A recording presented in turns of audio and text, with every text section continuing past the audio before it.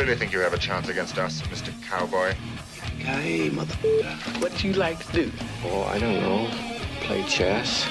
Screw. Well, let's play chess. They give off to Jonathan Taylor. Jump cutting his way close to the goal line. He's in there. Touchdown. I-N-D-Y. Jonathan Taylor. Wheeler finds Quan from the logo. Here's Halliburton into the front court. Mishandled it, but gets a shot. Hits it. Hits it. John, I have never been better to be on the air with you here in Indianapolis, a place where so many of my dreams have come true. The Ride with JMV on 93.5 and 107.5. The Fan. I got a lot to get into today. You know, it's weird. We're not back on Monday. We're off for President's Day, which is going to be really odd, but that's okay. Back on Tuesday, so we've got to prioritize what is going to be a big weekend in sports. I know it's the NBA All-Star Weekend, and you have the Great American Race, the Daytona 500, coming up on Sunday. This is, to me, and you're going to get weather here for the next week to coincide. This is the official tease for spring coming up here. The official, how should I put this in JMV terms here? The official blank tease of spring is coming up for the next week. And I've always felt that the Daytona 500 was that anyway. And I'll watch a little bit of it, try to figure out what's going on, and then you just try to guess who's going to end up wiggling free and not getting caught up in a 15-car pileup. That's going to ultimately be the winner. That is coming up on Sunday, but we have a great deal of college basketball to talk about, too.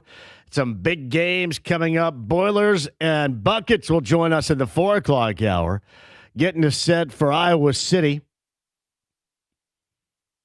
Last time we saw the Hawkeyes, it wasn't nice against Maryland. The last time we saw the Boilermakers, a survival in overtime. It still wasn't their best work, but it was winning on the road against a top 5 teamwork, and that's what matters. I want to see them get back in shape. And I'm not talking about basketball shape, but playing basketball together shape. You saw bits and pieces in that game where they were. You saw Nebraska, for the most part, in that game where they weren't. And you also saw the big deal between being able to knock down the 3 and then not being able to do that. In this era, most of the time, that will screw you over. We'll talk to Buckets about that coming up at the bottom of the 4 o'clock hour. Bob Lovell of Indiana Sports Talk. You've got high school girls basketball regionals coming up tomorrow, various sites around the state of Indiana. Not too far away from the fellas getting started, so a little stretch run in the regular season. We'll get with Bob on the college basketball stuff as well. Voice of the Hoosiers, Don Fisher, is going to join us. IU's got a big one. We call this a test. Do you guys call this a test, or do you believe you know the outcome of the test? Does that make sense to you? Like, I think Illinois is as good as anybody, and I know that now is debatable considering what happened to them against Wisconsin earlier this week. But I do think as far as personnel, depth, and the ability to do a lot of things that would be necessary to win at a high level, I think Brad Underwood has that with the Fighting Illini. I happen to view this as an interesting test where, and this is my test, where you don't have high expectations for IU to come away with a win, but this really could tell you where they are considering what they're going up against. Is that fair? Yeah, IU, Illinois, that is coming up on Sunday. Discussion regarding that with voice of the Hoosiers, Don Fisher, coming up a little bit later on this afternoon. In fact, I believe he's going to join us coming up in the 4 o'clock hour. Don Fisher, voice of the Hoosiers. Champaign is the side of that one. Coming up on Sunday. Cool. Meantime, Seton Hall Butler also on Sunday. That's a late one Sunday night at Hinkle. Just anything to feel good right now. Anything to feel good whatsoever. Seton Hall would make it worse. Seton Hall is at least by record, is the better team to this point. But yeah, to stop the bleeding from a season that has gone haywire, this is massively important. So here you go. That is also something we shall discuss coming up on Sunday with that game. We'll do that with Bob Lovell coming up at the bottom of the hour. 100 days from the greatest spectacle in racing. And I don't know if it just falls this way or not, but I do like it because we celebrate 100 days and we talk up 100 days on the weekend of what is called the Great American Race, the Daytona 500. I do like that. Doug Bowles, Speedway president. There's a lot that we got to get to. You get Chevrolet and Honda back, longer-term deals. You got movement around. You got preparations. And I don't know a damn thing about Carb Day yet. I don't know anything about the snake pit. I got Blake all up my rear end all the time about who's going to be in the snake pit, who's playing in the snake pit. Like, I've got to go see, this is a true story. A week from Monday, I'm going to be off again. This is like a record of off days for me in February. Between blood work for G, President's Day, and going to some EDM show with Blake in Cincinnati next Monday. And I think his name is Excision. Not circumcision, but Excision. You ever heard of Excision? Anybody? I have not, Excision. No. And evidently, when I go to this thing, they tell me, I don't know if it's because of my age, and I want to say, who do you guys think you're talking to? But they suggest that I wear earplugs. And I have to remind everybody that, hell, I can't hear anything anyway, so I don't think it really matters how loud this thing is. Excision. Some EDM guy. I know Millennium, but it's not Millennium, it's Excision. So anyway, that's normally the snake pit protocol, is that of the EDM artists. In the past, it's been John Summit, it's been Skrillex, it's been Diplo, it's been Deadmau5. But we talk about that with Doug Bowles. We talk about and prioritize. I hope that they're able to raise the bar on it. It's funny. I think you guys care more about that particular Friday, and that's part of what is great about that particular weekend with the Indy 500 is it is not just about the race. It is all that goes into it. It is the party. It is the reunion. It's everybody getting together. It's the start of summer. It is all of that. Man, a year ago, the temperature stunk. I remember this to be true. I think I wore a coat on Thursday. Because on Thursday, we did a Thursday show over on Main Street. I think we did that at, where did we do that Thursday show? Somewhere over there. Dawson's? We do that Dawson's on Main? I think it was. And we did a Friday show, and then I was in the RV in the Coke lot that particular weekend doing the JMV takeover, and it was cold out there. So hopefully we got the next week to let us in on some warmer temperatures, let us feel good, and Doug Bowles will explain how we're 100 days away from the greatest spectacle in racing. Doug's going to be here coming up in the 5 o'clock hour. All right, I'm going to get to this, and I talked about it yesterday. As if it shouldn't be a problem for the NBA, but it is a problem for the NBA because of the betting partnerships of the NBA. And because the NBA always comes up with the bad timing award. The NBA is incredibly reactionary. Put the NBA, here's how you can view the NBA. View the NBA like you view Fox. You guys ever notice that whatever, and ESPN will wear me out too. Regardless of our affiliation, ESPN will wear me out. But have you ever noticed, and this has happened for years, if not decades, that Fox is always trailing, is always nose up the rear end of ESPN and being reactionary to what they do.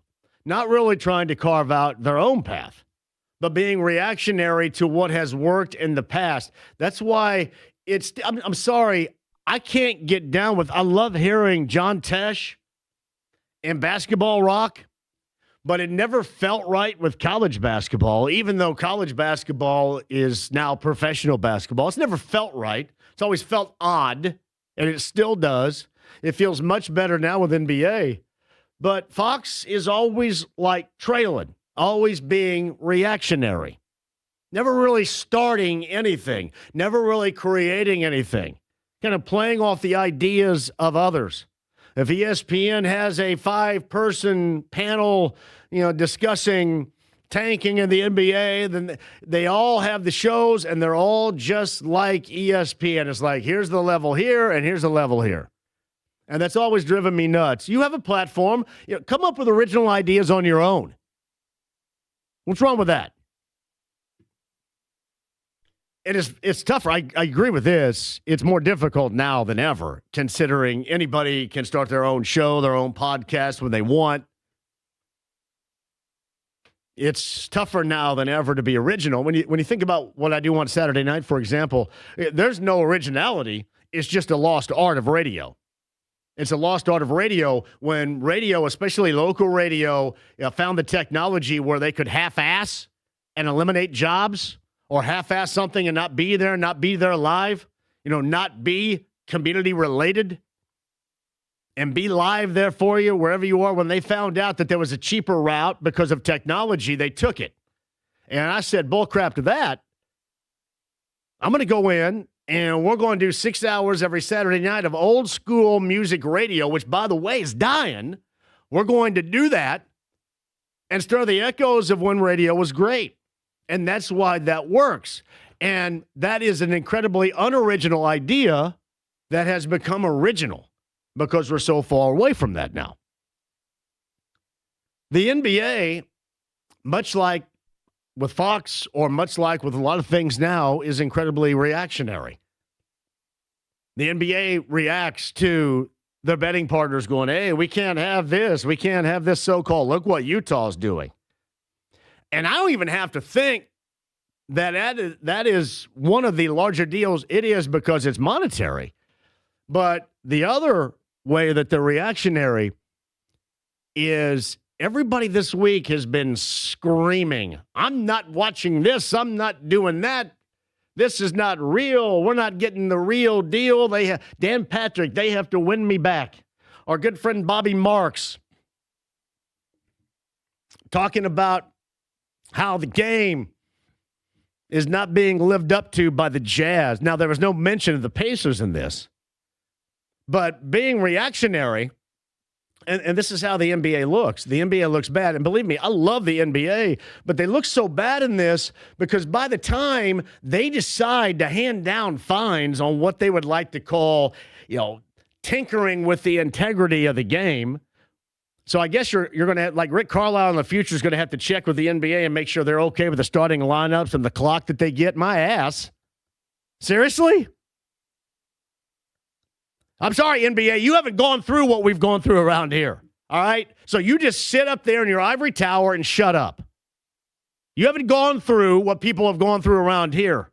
The ultimate carrot dangled and taken away like that.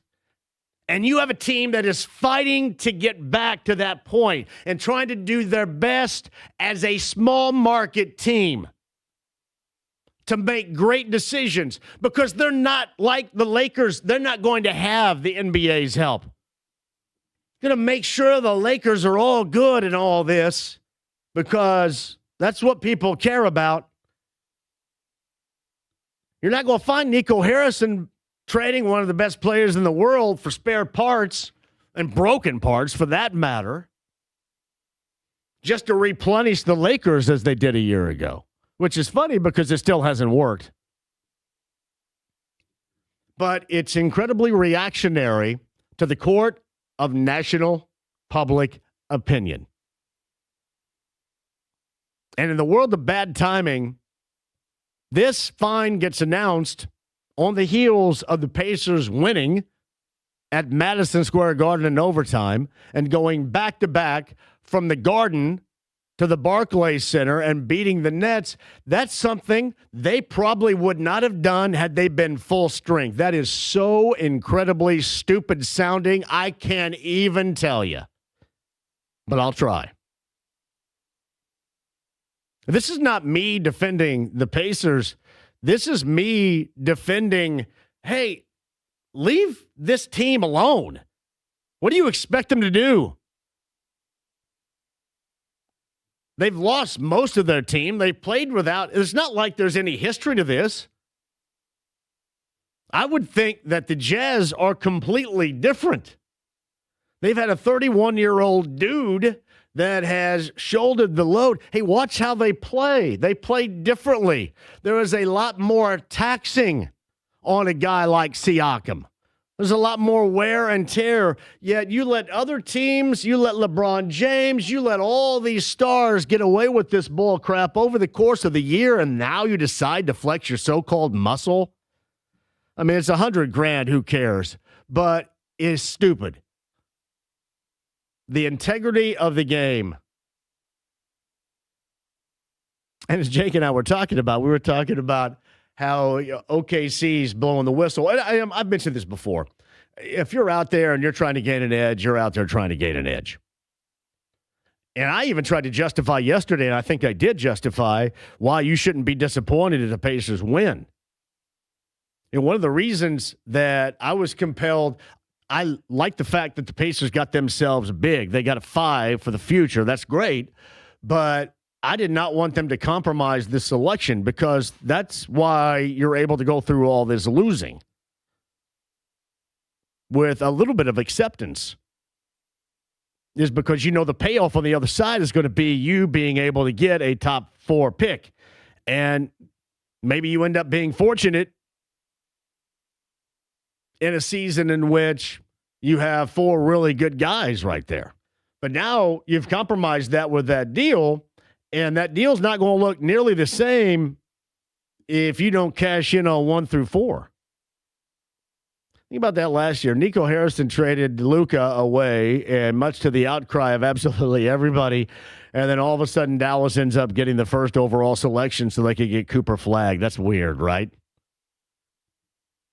Yeah, really weird. You replenish the Lakers, and then you make sure that somebody gets on the back end what is necessary, even if their general manager got fired for the entire ordeal. It is just funny. It is incredibly reactionary, and it's about really 2 things and nothing more. And if I'm the Pacers, I don't care. I know that we're shaking our fist and we're out crying, and I'm being critical of it right now, but you handle the team as best you can. I would trust that this organization, when it comes to integrity of basketball competition, have everything right in mind. I would trust it. So I saw that yesterday, and it was incredibly laughable. But the NBA, you guys come up with these rules. You come up with these rules, and then you go, hey, wait a minute. Well, here's what you guys are doing now, but yeah, you're not doing it. So that, again, is reactionary. And there is still, most of you out there would probably still feel flimsy in your thought, even if the Pacers were to continue to lose, them being fortunate in that moment. Yeah, to make sure you get 1 through 4. Now, somebody had asked me this. What do you think about the fact that if it's not 1 through 4, it goes to the Clippers, and the Clippers is L.A., and it's a large market, and floated that conspiracy theory? Well, that's not accurate because this is not the Lakers. If it were the Lakers, then yes, that's absolutely the case because that's what the NBA cares about. But nobody, including the NBA, cares about the Clippers. The Clippers are right there, and I know what you're saying. Well, the NBA is going to try to, find things about how they work the salary cap and screwed everything over and made sure that they have Kawhi Leonard as a part of it. But nobody really cares. It's the Clippers. They care about the Lakers. Yeah, the Clippers are kind of like Fox Sports compared to ESPN. They're the ones that are always trying to put things together and always reactionary and always going to be the second dog in this. And believe me, with ESPN, it's not like I like a great deal of what they do either. But that is just a case, and you can see it in the shows, the programming each and every year. It is just as I mentioned, the buzzword now in this first segment is reactionary about what they do to try to compete or so-called compete with ESPN, and that's what the NBA does all the time. It is nothing but reactionary. And the Clippers are also reactionary. But yeah, really nobody cares. So it's not the same. When you float out the conspiracy theory there, it's not like the NBA says, well, we got to make sure the Clippers get going and get loaded up here in Southern California. Yeah, whatever. That's what they think. It is fairly laughable, and my advice is for the Pacers to handle this how the Pacers have handled it and continue to handle it. And even if the target was for a game against the Jazz and was not, a week or so later when they went back-to-back games, it still looks foolish. I will say this. The NBA looks foolish in this fine, and it's comparable to how a lot of folks felt the Pacers looked foolish by winning 2 games. Like Pacer fans go, this is foolish. I can't believe they went back-to-back with wins. Pretty hilarious. We can discuss that. In fact, I would love your input at 239-1070. Text line is wide open, 317-239-1070. James is over there. As I mentioned, we're loaded up. Bob Lovell's going to join us coming up at the 3 o'clock hour, right here, this hour, in fact. Doug Bowles coming up at the 5 o'clock hour. Don Fisher and Bobby Riddell, Bobby Buckets of the Boilermaker Radio Network is going to join us. Both Don and Bobby in the 4 o'clock hour. Valentine's Day Saturday is upon us. James, you got Valentine's stuff going on in there? Nothing? Nothing. You got no sweetheart? Not Are you right now, unencumbered no. or encumbered? I am unencumbered. James is unencumbered. Think we could find you a date by the end of this show? Would you want me to find you a date? I'm down to try. When's the last time you had a date, James? Do you mind? I don't want to get too personal here. It was like 2 months ago, 3 2 months ago. 2 months ago, James had a date. Was it not long lasting? Were there no legs to this date? It didn't go very far. But that's all right. Was it more her or you? It was probably more me. Anybody have a date for James out there? James, give us your stats really quick. Go over your stats, and we'll see if we can find you a date for Valentine's Day. My stats? Your stats. Give me some stats. Regarding stats on James Adams. My height, my weight, that sort of stuff? I mean, all of it. Your likes, your dislikes. See if we can work something out that's compatible. Likes, heavy metal, food. So, Lita Ford, are you out there someplace? James would like to date you. I'd be down for Lita Ford. Okay. L7. Is L7 out there? Are they still a group? You would date L7? I don't think I've even heard of that. L7? That's an all-chick alternative hard rock band. You ever heard the song Pretend That We're Dead? Most noted in, what was the Woody Harrelson, Juliette Lewis serial killer film of the 1990s? They were in that. You haven't heard of L7? I have not, no. I'm trying to think of the chick bands out. Luscious Jackson is a chick band. You ever heard of Luscious Jackson? I have not, no. Vixen from the late 80s, early 90s. Oh, Hair for 3 band. right now. Wow. Joan Jett's a rockin' chick. She is, yeah. The Runaways were a rockin' chick group led by Joan Jett back in the day. No? Weirdly enough, the phone line just lit up during this I conversation. think we're going to end up getting you a date, I think, out of all this right here. No Would kidding. you like to date my producer for Valentine's Day? 239-1070. I mentioned the text line, 317-239-1070. AAA Membership Lounge via YouTube Live. Now's a great time to become a AAA member. Why? Because we're in the down cycle of winter. In the down cycle of winter, that's when you're going to take advantage of the great deals. A lot of really good reasons as to why. And here's what happens in the down cycle of winter. We have holes open up in the earth, i.e., crappy roads around here, like the Grand Stinking Canyon. Like the Brady Bunch would get lost in some of these canyons that we have for roads around here. Now is the time to become a AAA member because you hit one of those in a flat tire city. AAA.com. All you have to do is download the app to your smartphone, hit a button, and bingo, there you go. You don't have to worry about all these stinking canyons around here. AAA.com, that's the AAA Membership Lounge. 93.5, 107.5, The Fan.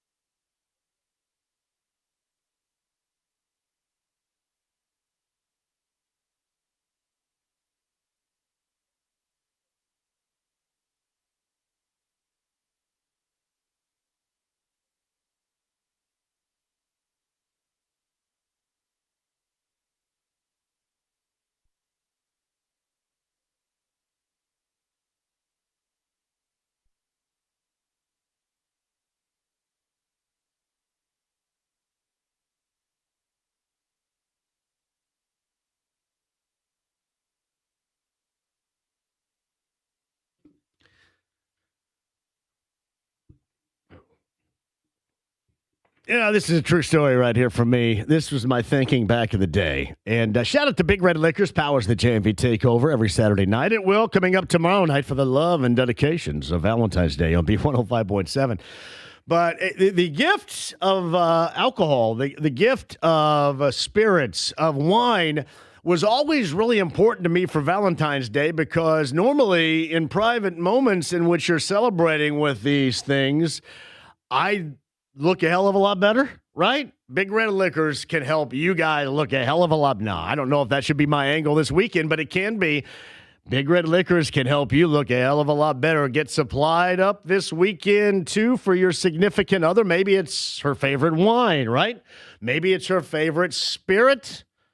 What about a tequila? What about a vodka? Maybe it's a bourbon or a whiskey. It's a girl after my heart right there. If that is the case, you're going to find all of that and then some at your Big Red Liquors. You have so many flavors of some of your favorites out there, all saving big at Big Red Liquors this Valentine's Day weekend. And for you, load up with the beer. Modelo 24 packs, you're going to save $5. Savings also with Bud Light and more.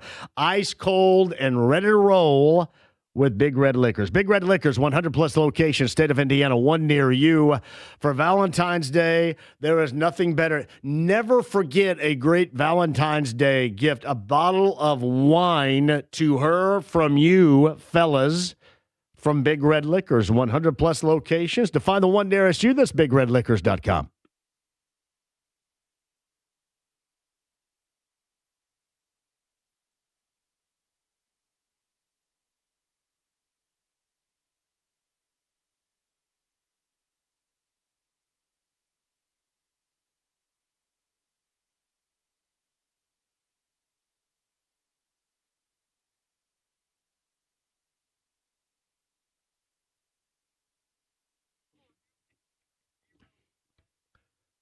Oh, here's a great idea for you. This is can't miss. This is home run hitting. When's the last time you guys hit a home run in life? Just a home run in life. Here it is for you. Moyer Fine Jewelers going into this weekend. Big Valentine's Day, make it even bigger. Become the hero to her with a diamond necklace or a pair of earrings from Moyer.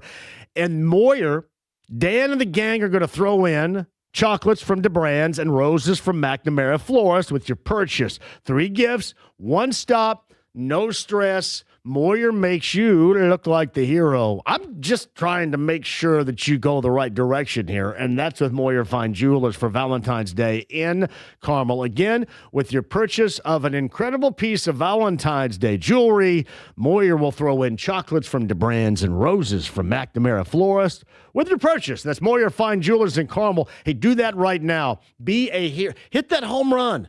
Maybe you didn't back in the day. Maybe you never have. This is your opportunity. MoyerFineJewelers.com. That's MoyerFineJewelers.com for Valentine's Day. Tell them JMV sent you.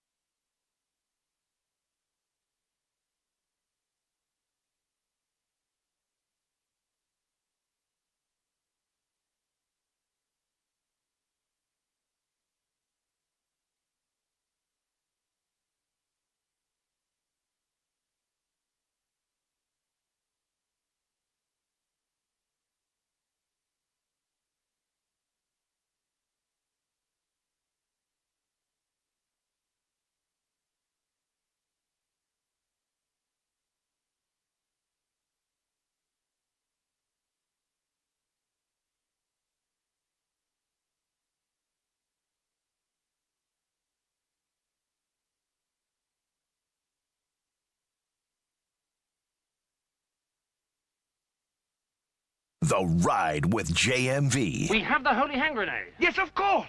The holy hand grenade of Antioch. Right. 1, 2, 5. Lisa. 3. 93.5 and 107.5. The Fan. This is a JMV Takeover Extra, James. Your favorite love song of all time. Is it Saigon Kick? Keep it up, James. One hit wonder, Saigon Kick.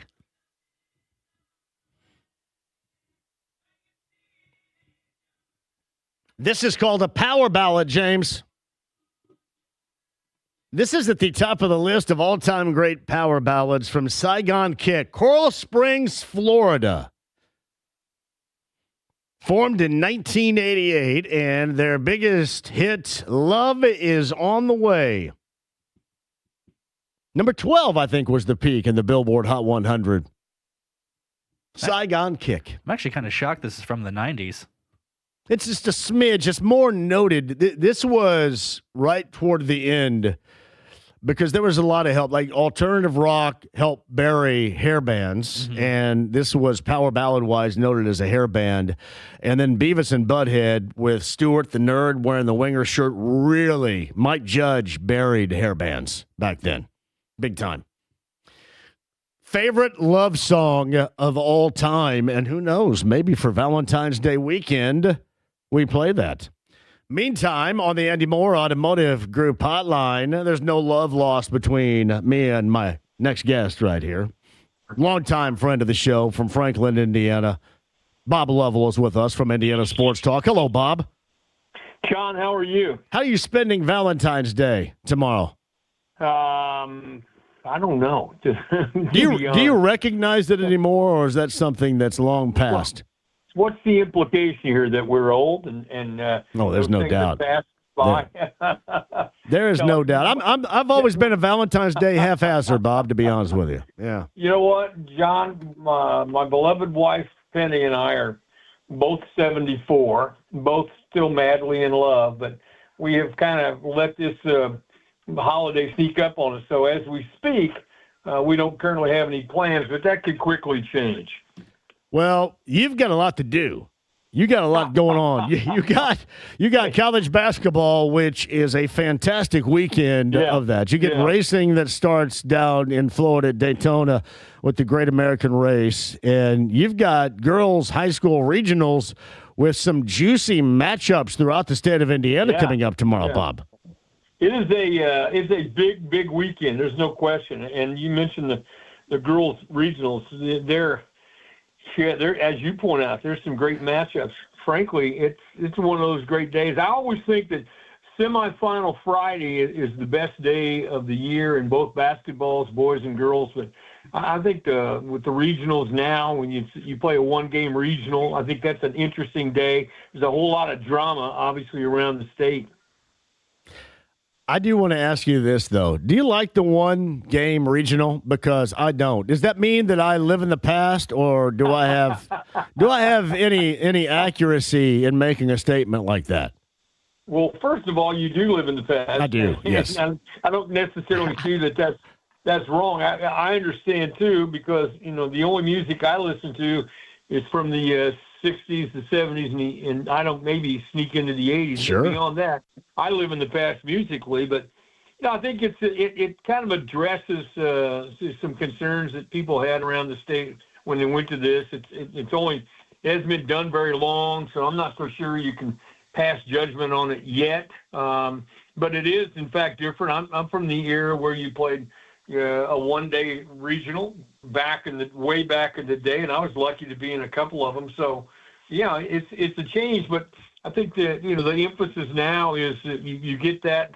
So the semi-states take on maybe even more significance in leading up to the finals, and so format change being what it is, you still have some tremendous games around the state tomorrow at some great facilities. So should be a fun day without question. Some of our greatest Saturdays of the past, however, have been the double dip regionals in high school basketball. Yeah. And I still think that there's a lot lost in that, in general terms.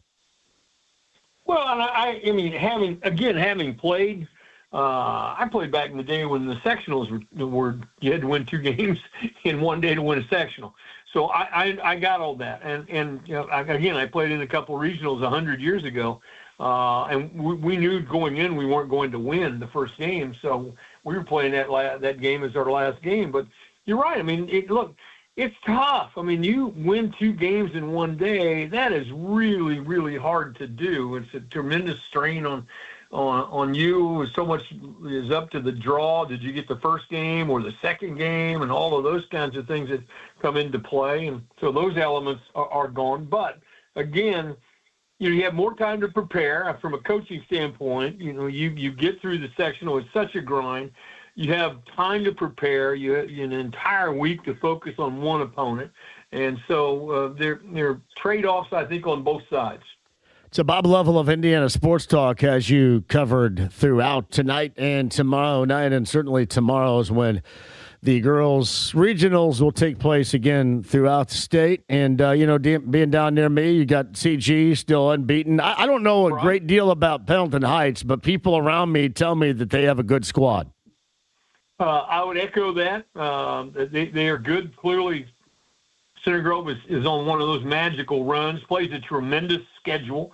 I think in many respects is very, very important to them. And so another team I think just on another great run is Roncalli. So think about the Roncalli Cathedral matchup at Greencastle. Anytime those two schools play anything, it's a huge rivalry. I think everybody understands that is a tremendous, tremendous matchup. And so you look around, other Pendleton Heights, Center Grove, Greenfield and Heritage Christian playing great like they normally do is another team you have to pay attention to. And so I'm just, scanning here and looking at it, thinking where the best ones are. Quite frankly, I'm not sure what the best is, but if I had to pick one, I'd like to go see. I'd love to be at Greencastle to watch the Roncalli Cathedral game. Yeah, that would be good too. Coach Sim, shout out by the way, right there too. That should be a matchup with Cathedral and Roncalli, and you get LC and Pike. The 7:00 performance over there should be really nice too.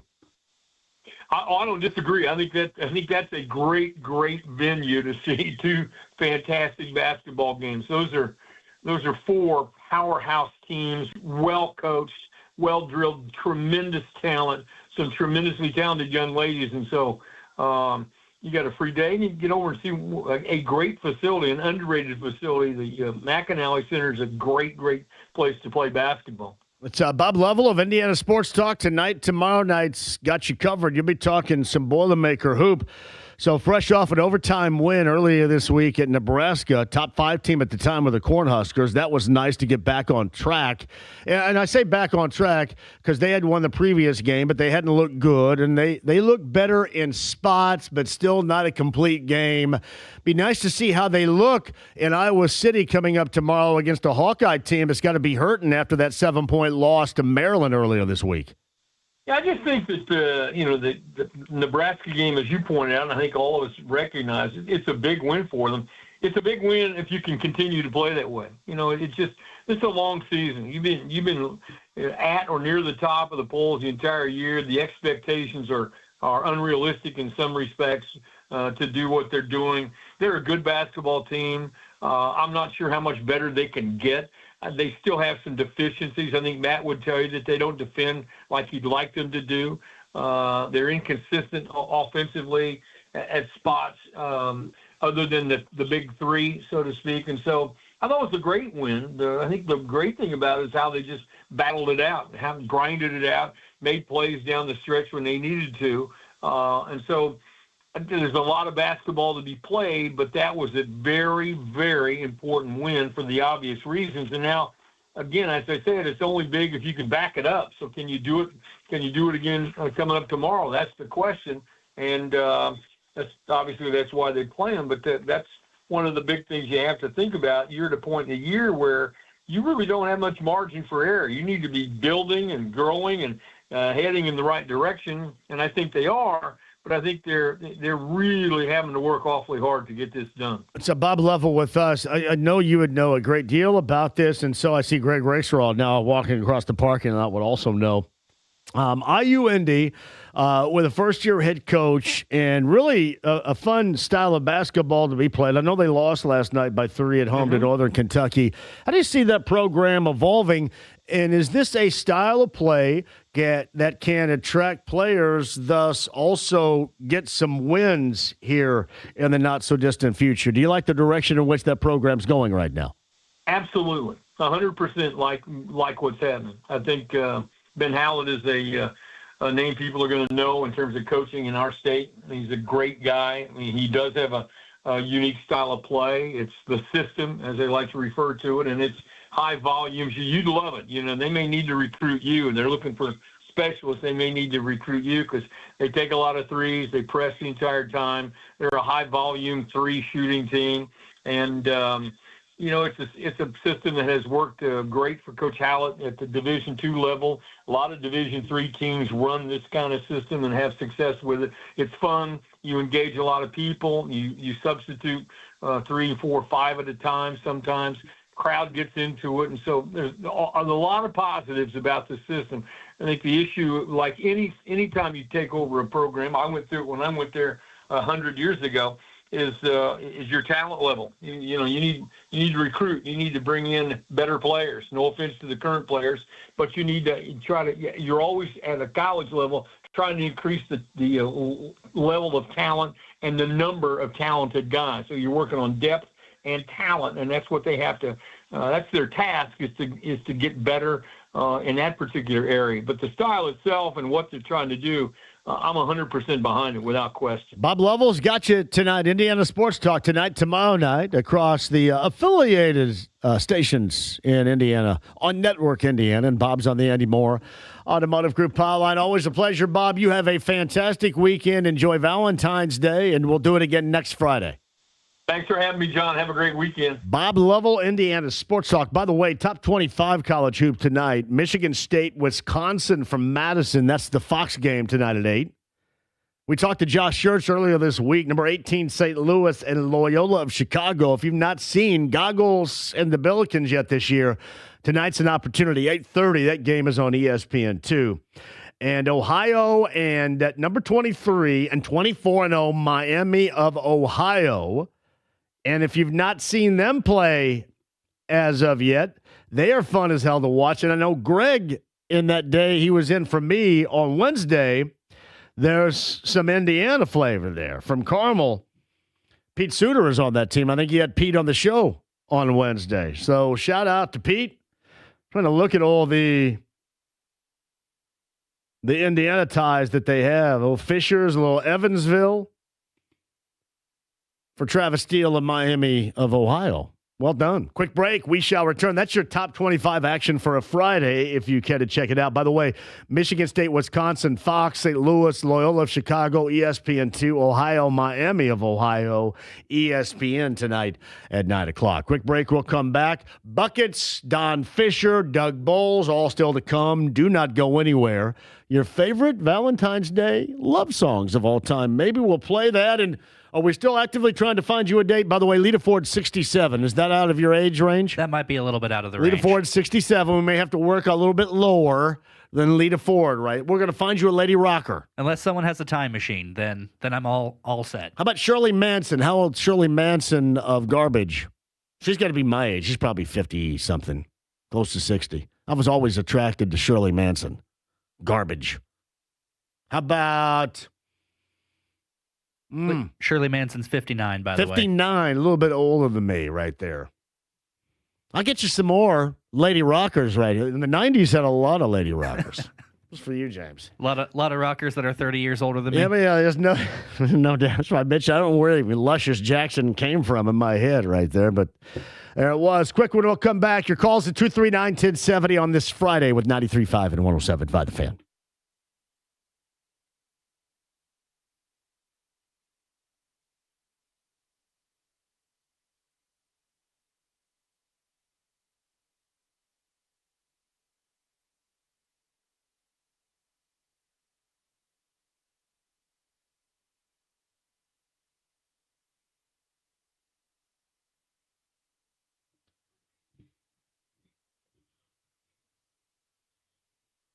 JMV here with a tremendous idea for Valentine's Day. You guys ready? You don't think you need to write this down. Just keep the name, the place in your head, and then go to work. We're talking Moyer Fine Jewelers in Carmel to make sure she is incredibly happy with your Valentine's Day effort. Diamond necklace, pair of earrings, sure. But Moyer's going to add this too. Chocolates from DeBrand's, roses from McNamara's Florist with your purchase. That's 3 gifts. One stop, no stress. And you mentioned the 3 things right there. That's like having 3 runners on base and you hitting a grand slam on Valentine's Day. When's the last time you had a grand slam on Valentine's Day, guys? You can with Dan Moyer and Lauren and Moyer Fine Jewelers in Carmel. Be that hero for Valentine's Day. Again, the purchase of a great piece of Valentine's jewelry.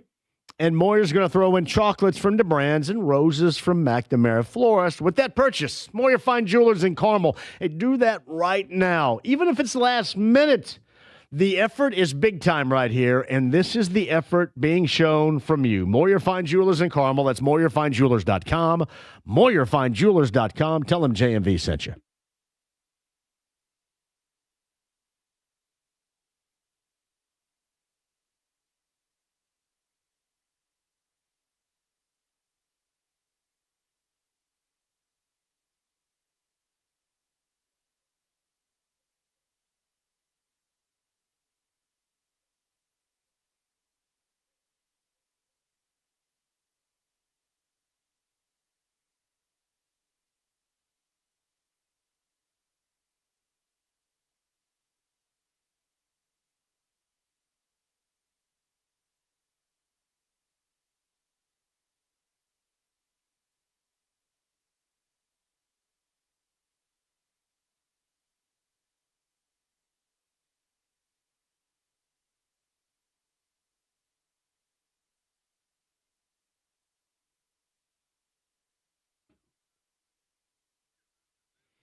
Oh, I got a great idea for you. You ready?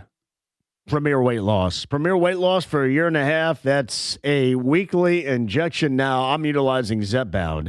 It has been outstanding. Now, I've also done the work to coincide with this, and it's worked even better. If you've thought about doing it, but have not been able to get it done or just have not executed any formulated plan right now, it's the time. Premier Weight Loss, PWLND.com, the 2 locations, Fishers and on Indy's north side. Also check out what else they have to offer.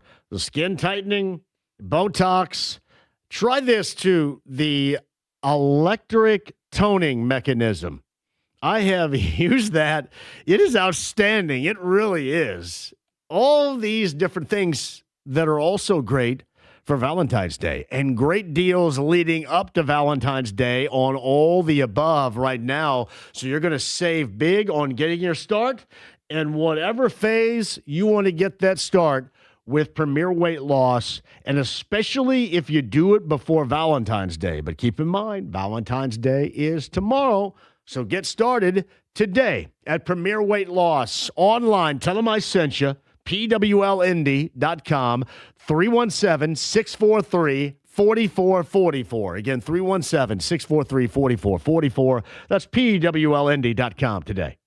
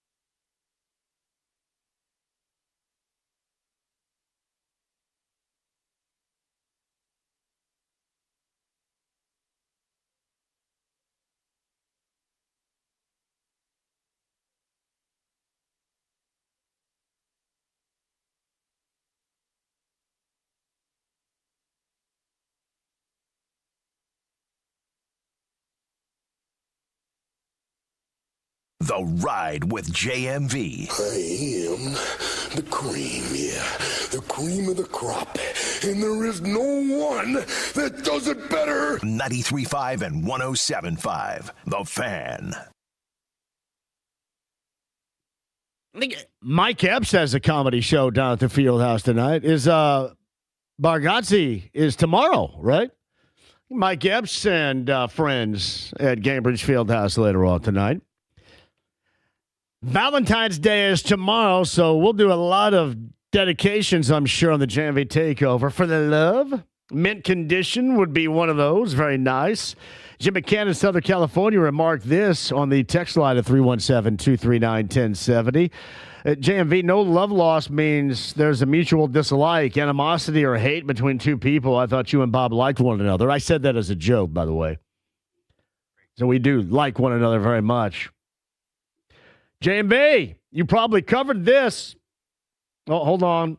Wrong line. JMV, you'll need a reservation for White Castle for Valentine's Day. Does anybody buy heart-shaped? They still make heart-shaped White Castles? Who does that? I didn't even know that was a thing. Can somebody tell me, do they still make heart-shaped White Castles? And how would your significant other respond if you brought home a potential crave case of heart-shaped sliders?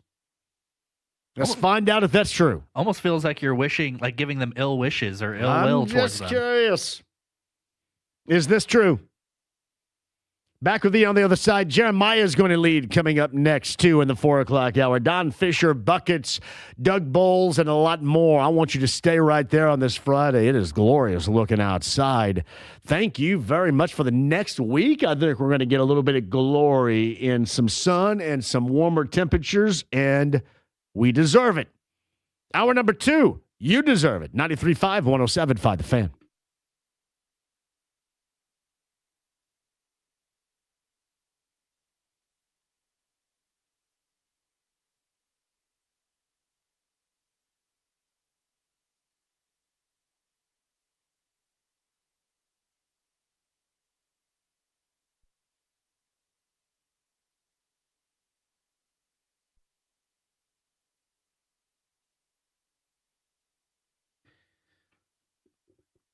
It's John here. Valentine's Day means real growing hair again. Maybe it does. Maybe it does in your world if you don't want to be bald. There's an option. There's an option of your real growing hair. 317-522-2995. That's Darren Andrews and WeGrowHairIndy.com. Your real growing hair. You can get started on Valentine's Day. You can get started whenever you want, but get started if you want that option at 317-522-2995 or WeGrowHairIndy.com today.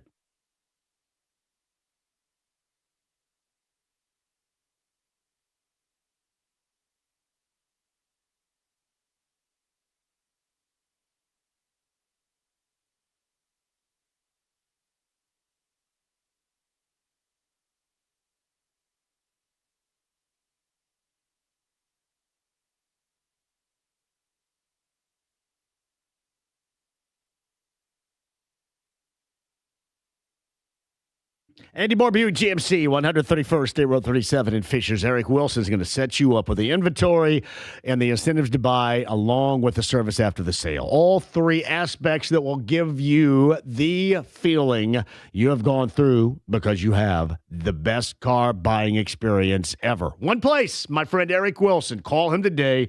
Tell him I sent you. Andy Moore, Buick GMC, 131st State Road 37 in Fishers.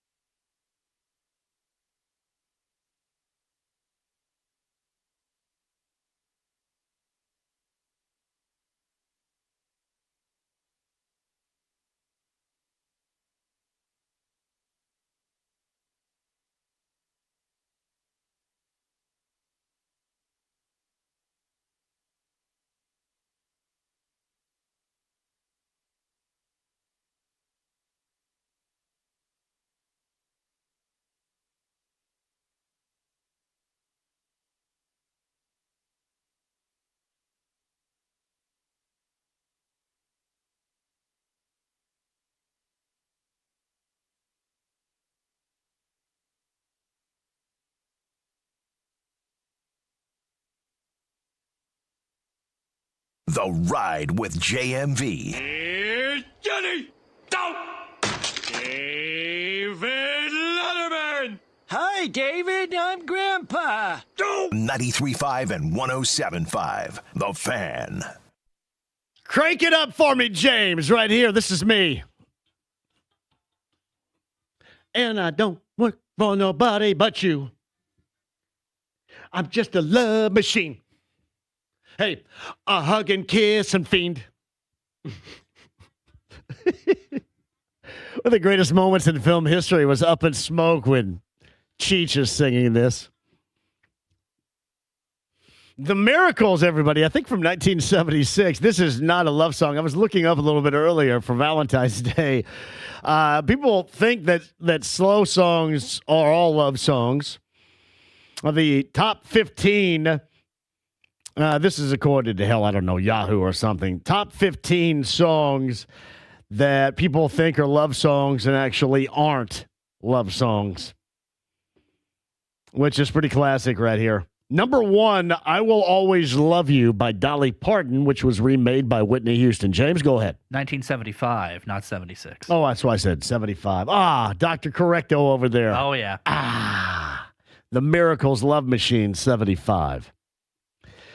I Will Always Love You, Dolly Parton, is indeed about the end of a relationship, a business relationship, James, with what former country music icon was she in a business, that's what they always said, relationship with? And maybe had, this is arguably some of the greatest hair of all time. Who am I talking about? Had a television show, too. It was on Channel 4 all the time.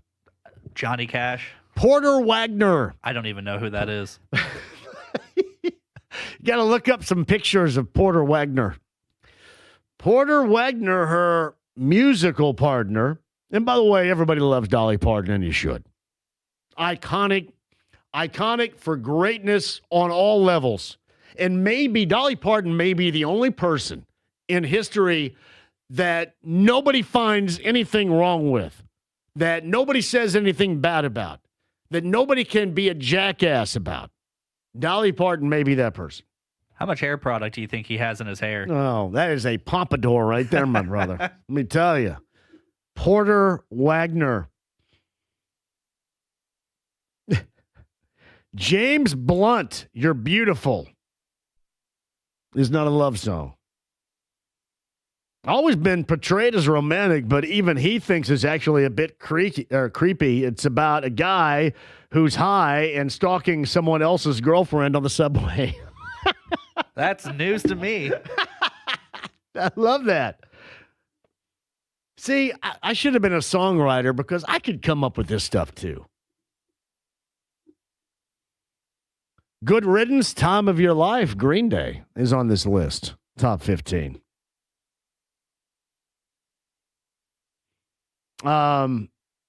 This is a bitter takedown regarding the ex-girlfriend of Billie Joe Armstrong of Green Day. And his hope that she had the time of her life is meant to be sarcastic. Every Breath You Take by the Police. I think we know what that's about. 1983 release. When asked why he looked so angry in the music video, Sting said, quote, I think the song is very, very sinister and ugly, and people have actually misinterpreted this.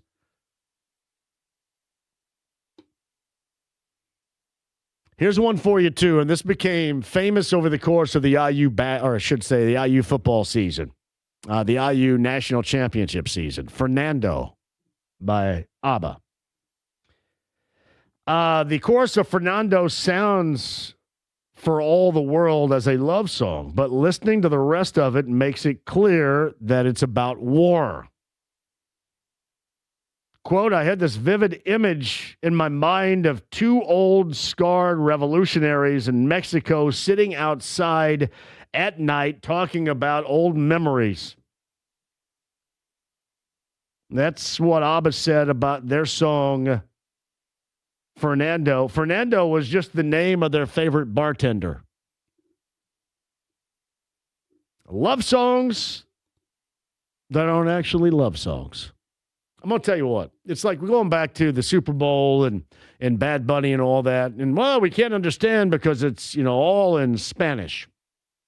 We misinterpret about 75% of all songs that we hear. And we still do it even though it is so easy for us to Google the meaning of these songs immediately and hopefully get the right information. Get the lyrics wrong, we get the meaning wrong. It is there for us to enjoy and really interpret it however we want to. It's for our entertainment. And that's what I was talking about, if you remember, on Monday regarding the Super Bowl halftime show, whatever you were watching. And again, that holds true. 239-1070 of the Pacers getting fined by the NBA is incredibly laughable. Now, we talked about being overreactionary or just reactionary in general, and then kind of looking like a horse's ass if you're the NBA because the Pacers go back-to-back wins in New York. Explained that a little bit earlier. A college basketball weekend that is going to be big for Purdue coming up tomorrow. Buckets, bottom of the hour. We'll explain that venture the Boilermakers have in Iowa City against the Hawkeyes. Boilermakers coming off an overtime win at Nebraska. Meantime, Hawkeyes losing by 7 on the road at Maryland. Don Fisher, voice of the Hoosiers, IU, and a huge test on Sunday at Illinois. Doug Bowles, Speedway president, 100 days from the greatest spectacle in racing and the Great American Race coming up on Sunday, the Daytona 500. Doug joins us coming up in the 5 o'clock hour. Meantime, 239-1070, and Jeremiah is going to lead today. Hello, Jeremiah. How are you? JMV, appreciate you taking my call. One of the other songs that is misconstrued as a quote-unquote love song would be the Little Red Corvette by Prince. Yes. Well, explain it. Explain the meaning. I mean, if you just listen to the lyrics, he's worried that he's not going to be able to have enough gas to make it through the night. Well, yes, he can't. He ain't talking about unleaded fuel. He's talking about being able to satisfy. Which, yes, there's not a dude out there that haven't thought the same thing about their Little Red Corvette. Let me tell you. Hey, by the way, yes. I am working on the Grand Slam, the 3-point, the shot with the N1 all weekend. Huge shout out to the wonderful Melissa Wheatley on her 21st birthday. You know what? You know how lucky you are? She is one of, and you know this to be true because I tell her all the time, one of my favorite people out there. She is super awesome. You have, my friend, you know this to be true. You have completely outkicked your coverage. Without a doubt. That is You are a accurate. good dude, but it is tough to be in that category.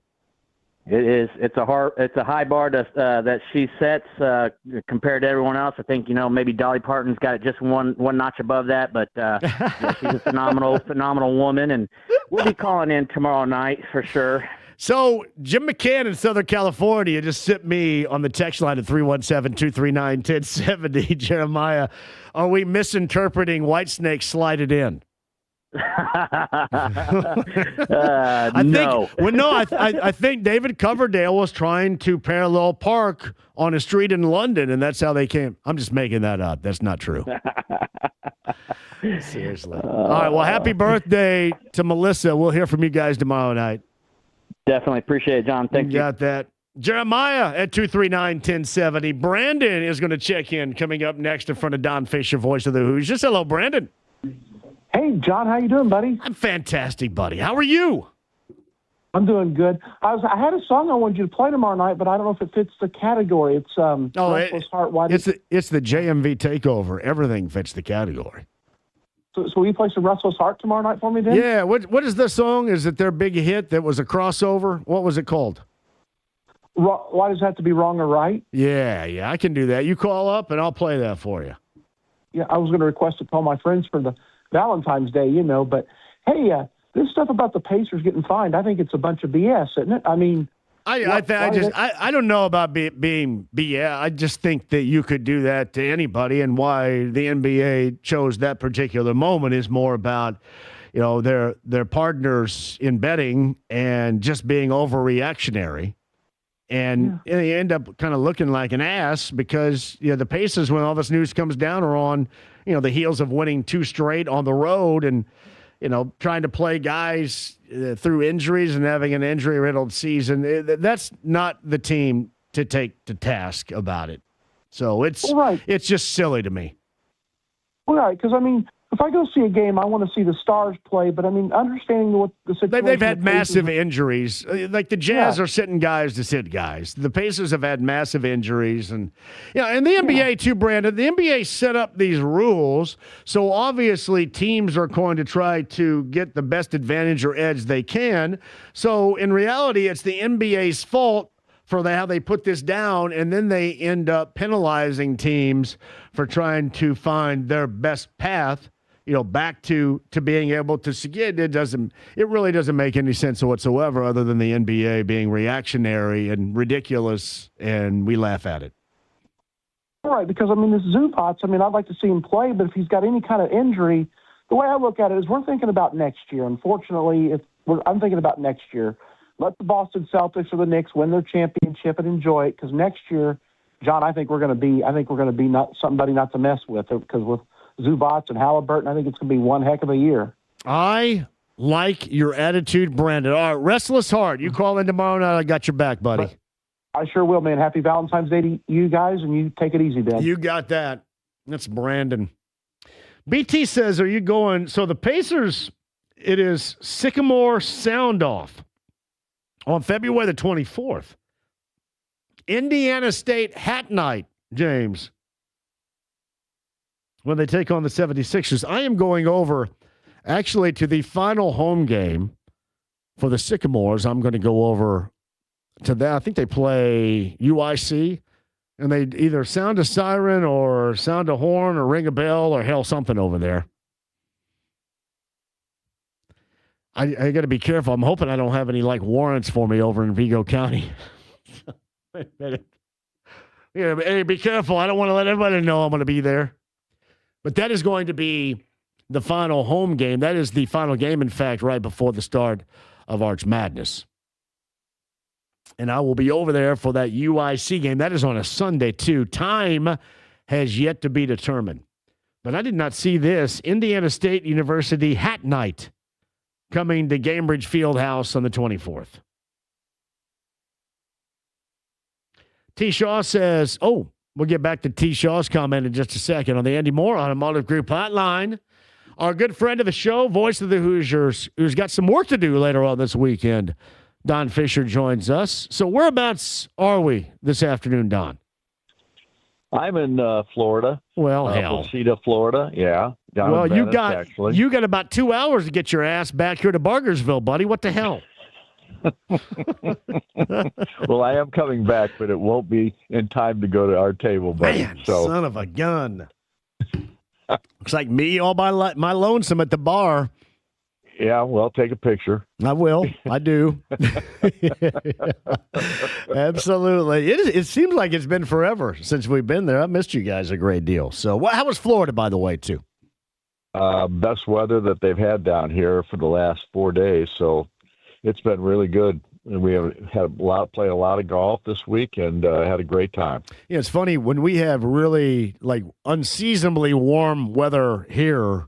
Then normally in Florida, it's even better. So I'm assuming next week is going to be the best week in Florida in a while, because it's going to be in the 50s and 60s up here. Yeah, I guess it's going to be around 50 when we get home tonight, so that's a really good thing. Look at you, Don Fisher, voice of the Hoosiers. So you're back on track. That is coming up on Sunday. Champaign is the site. I view this as a really big test. I'm very interested to see how IU is going to look on the road against a team that is smarting from a disappointing home loss to Wisconsin, but to me is one of the elite level teams in college basketball. That's what I think Brad Underwood has this year. I can't argue that, John. I think they are really good.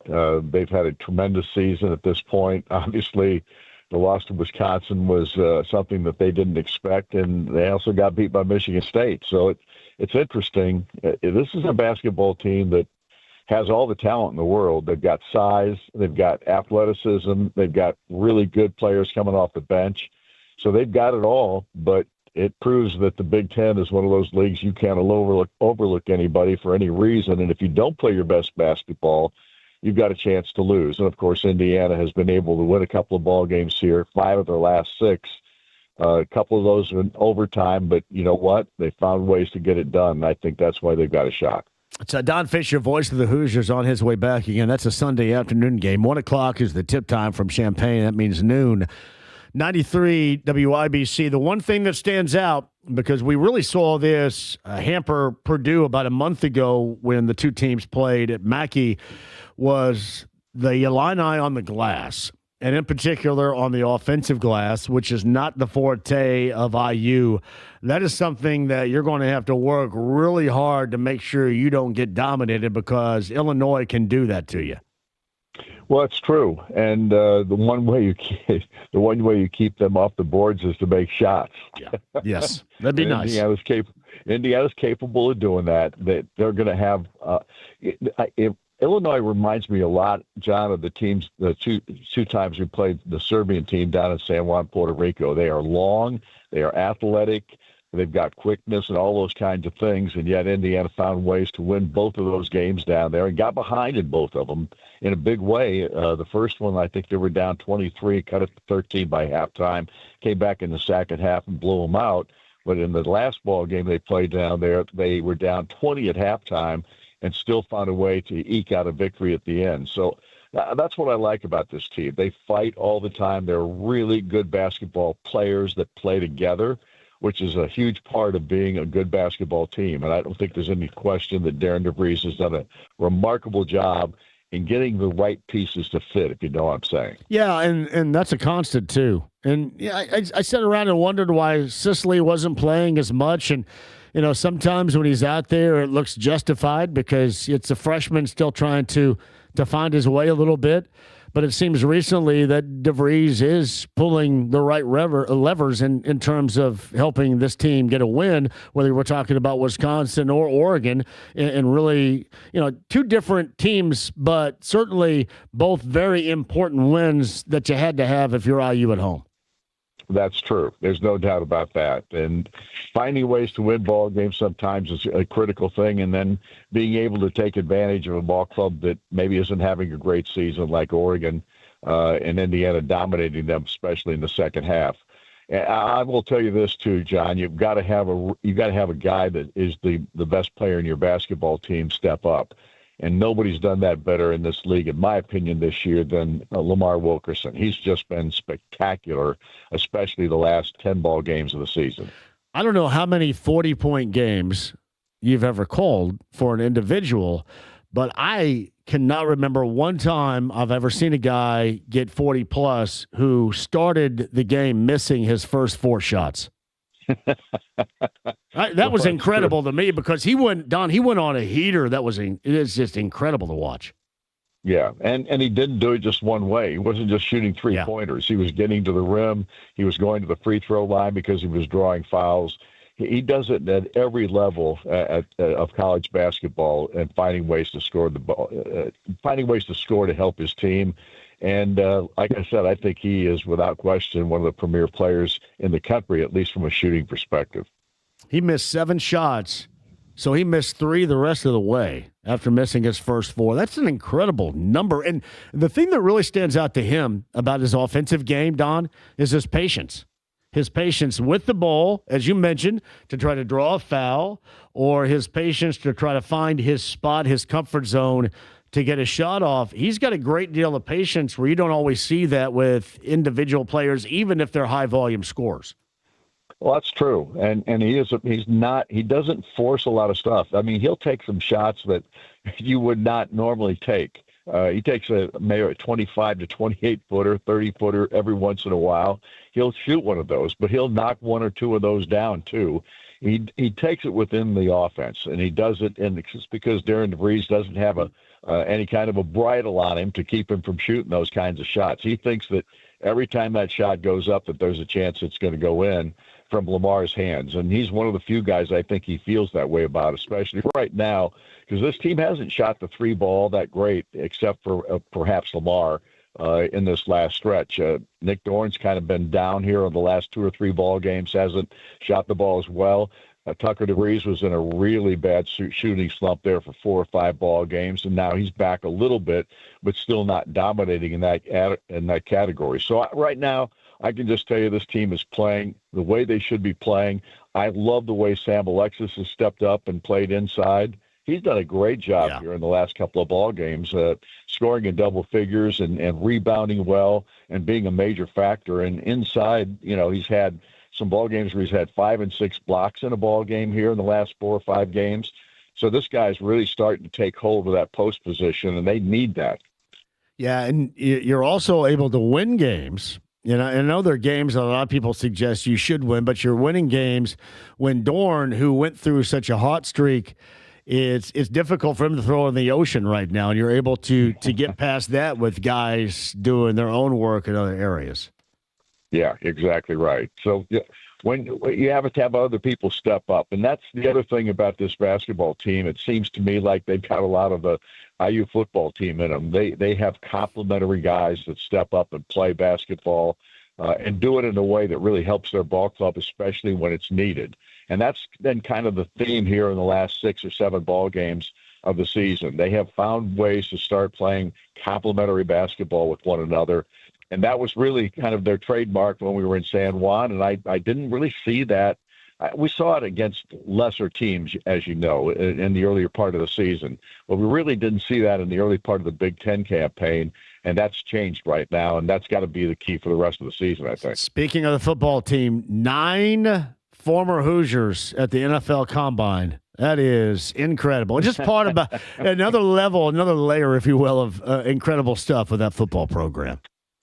Well, there's no doubt Indiana is a football school now. It's still a basketball school, but it's a football school now too, John. So, yes, it is. Everybody's still talking about Indiana football, and they're talking about the job that Cignetti's done in the portal and who he's brought in as freshmen, all those kinds of things.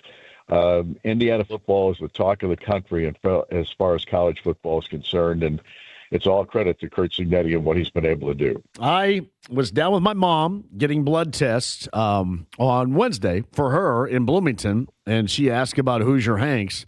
Now, she ended up wanting to go to Longhorn, so we ended up going to Longhorn by the mall. But I showed her Hoosier Hanks, where you guys have your coaches shows out there. So yeah. That's cool. Big old deal is Hoosier Hanks right there. So, but we end up going to she likes Longhorn for some reason. So it's all good. I don't mind Longhorn either, but They still have peanuts on the. Do they have some that would be Texas Roadhouse. Yeah, Texas Roadhouse. Yeah, right. Texas Roadhouse has peanuts on the floor. Yeah, everybody's saying this to me now. I had a couple of beers. Like I ate cottage cheese and had a couple of beers, and she said, "Do you really drink this much?" I said, "No." What? Your mom doesn't know you that well? No, yeah. Well, I keep things hidden. Don, it is so funny. When she recollects back in the day, she always says, he never got in trouble. And I go, oh, yeah.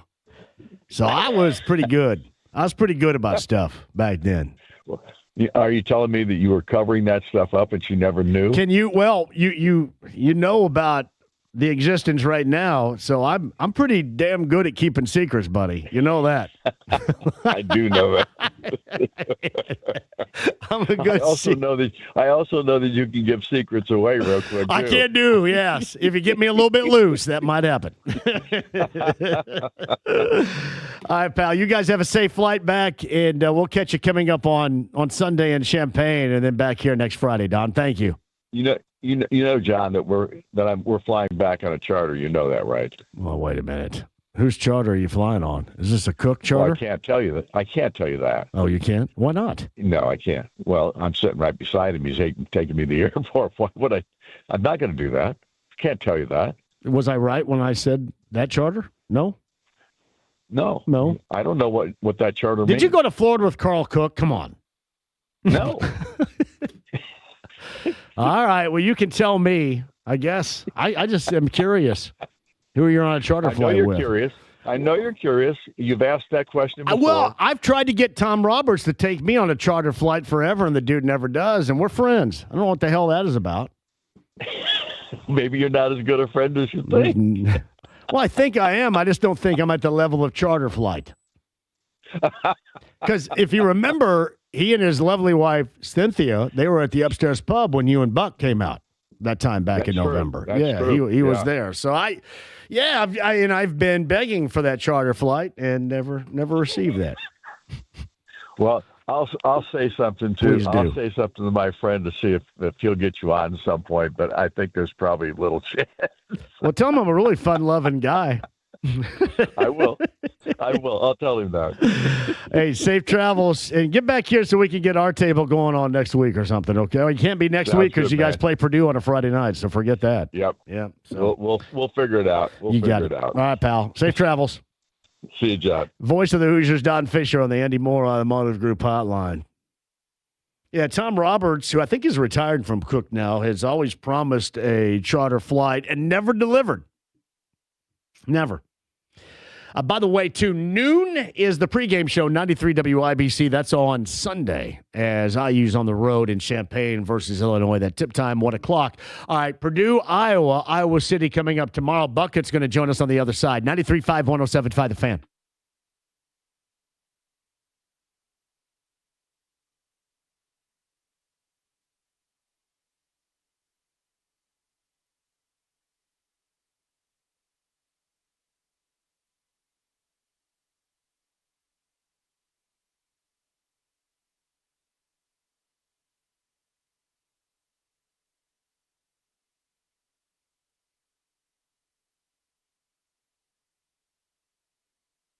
Hey, John here for the Best in Realty. Mark Dietel Realty, 317-755-4232. That's markdietel.com, markdietel.com. Today, I talk about all the time the versatility of somebody that is going to do the best for you.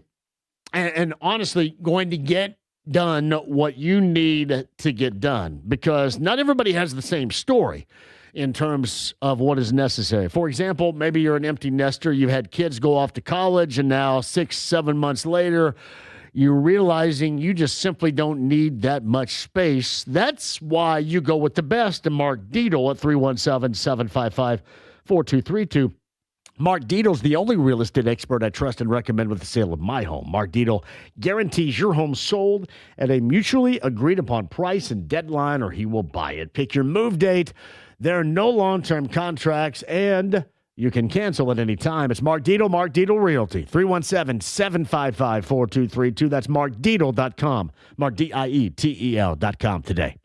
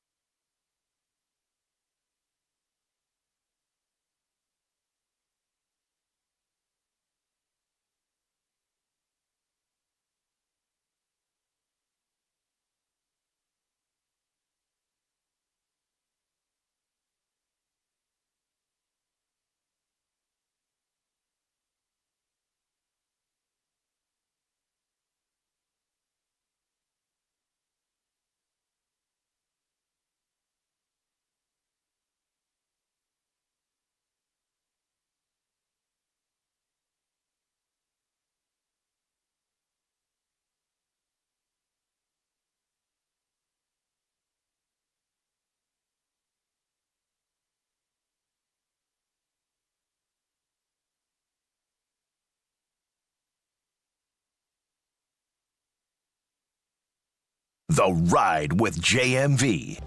It's called Sex Panther by Odeon.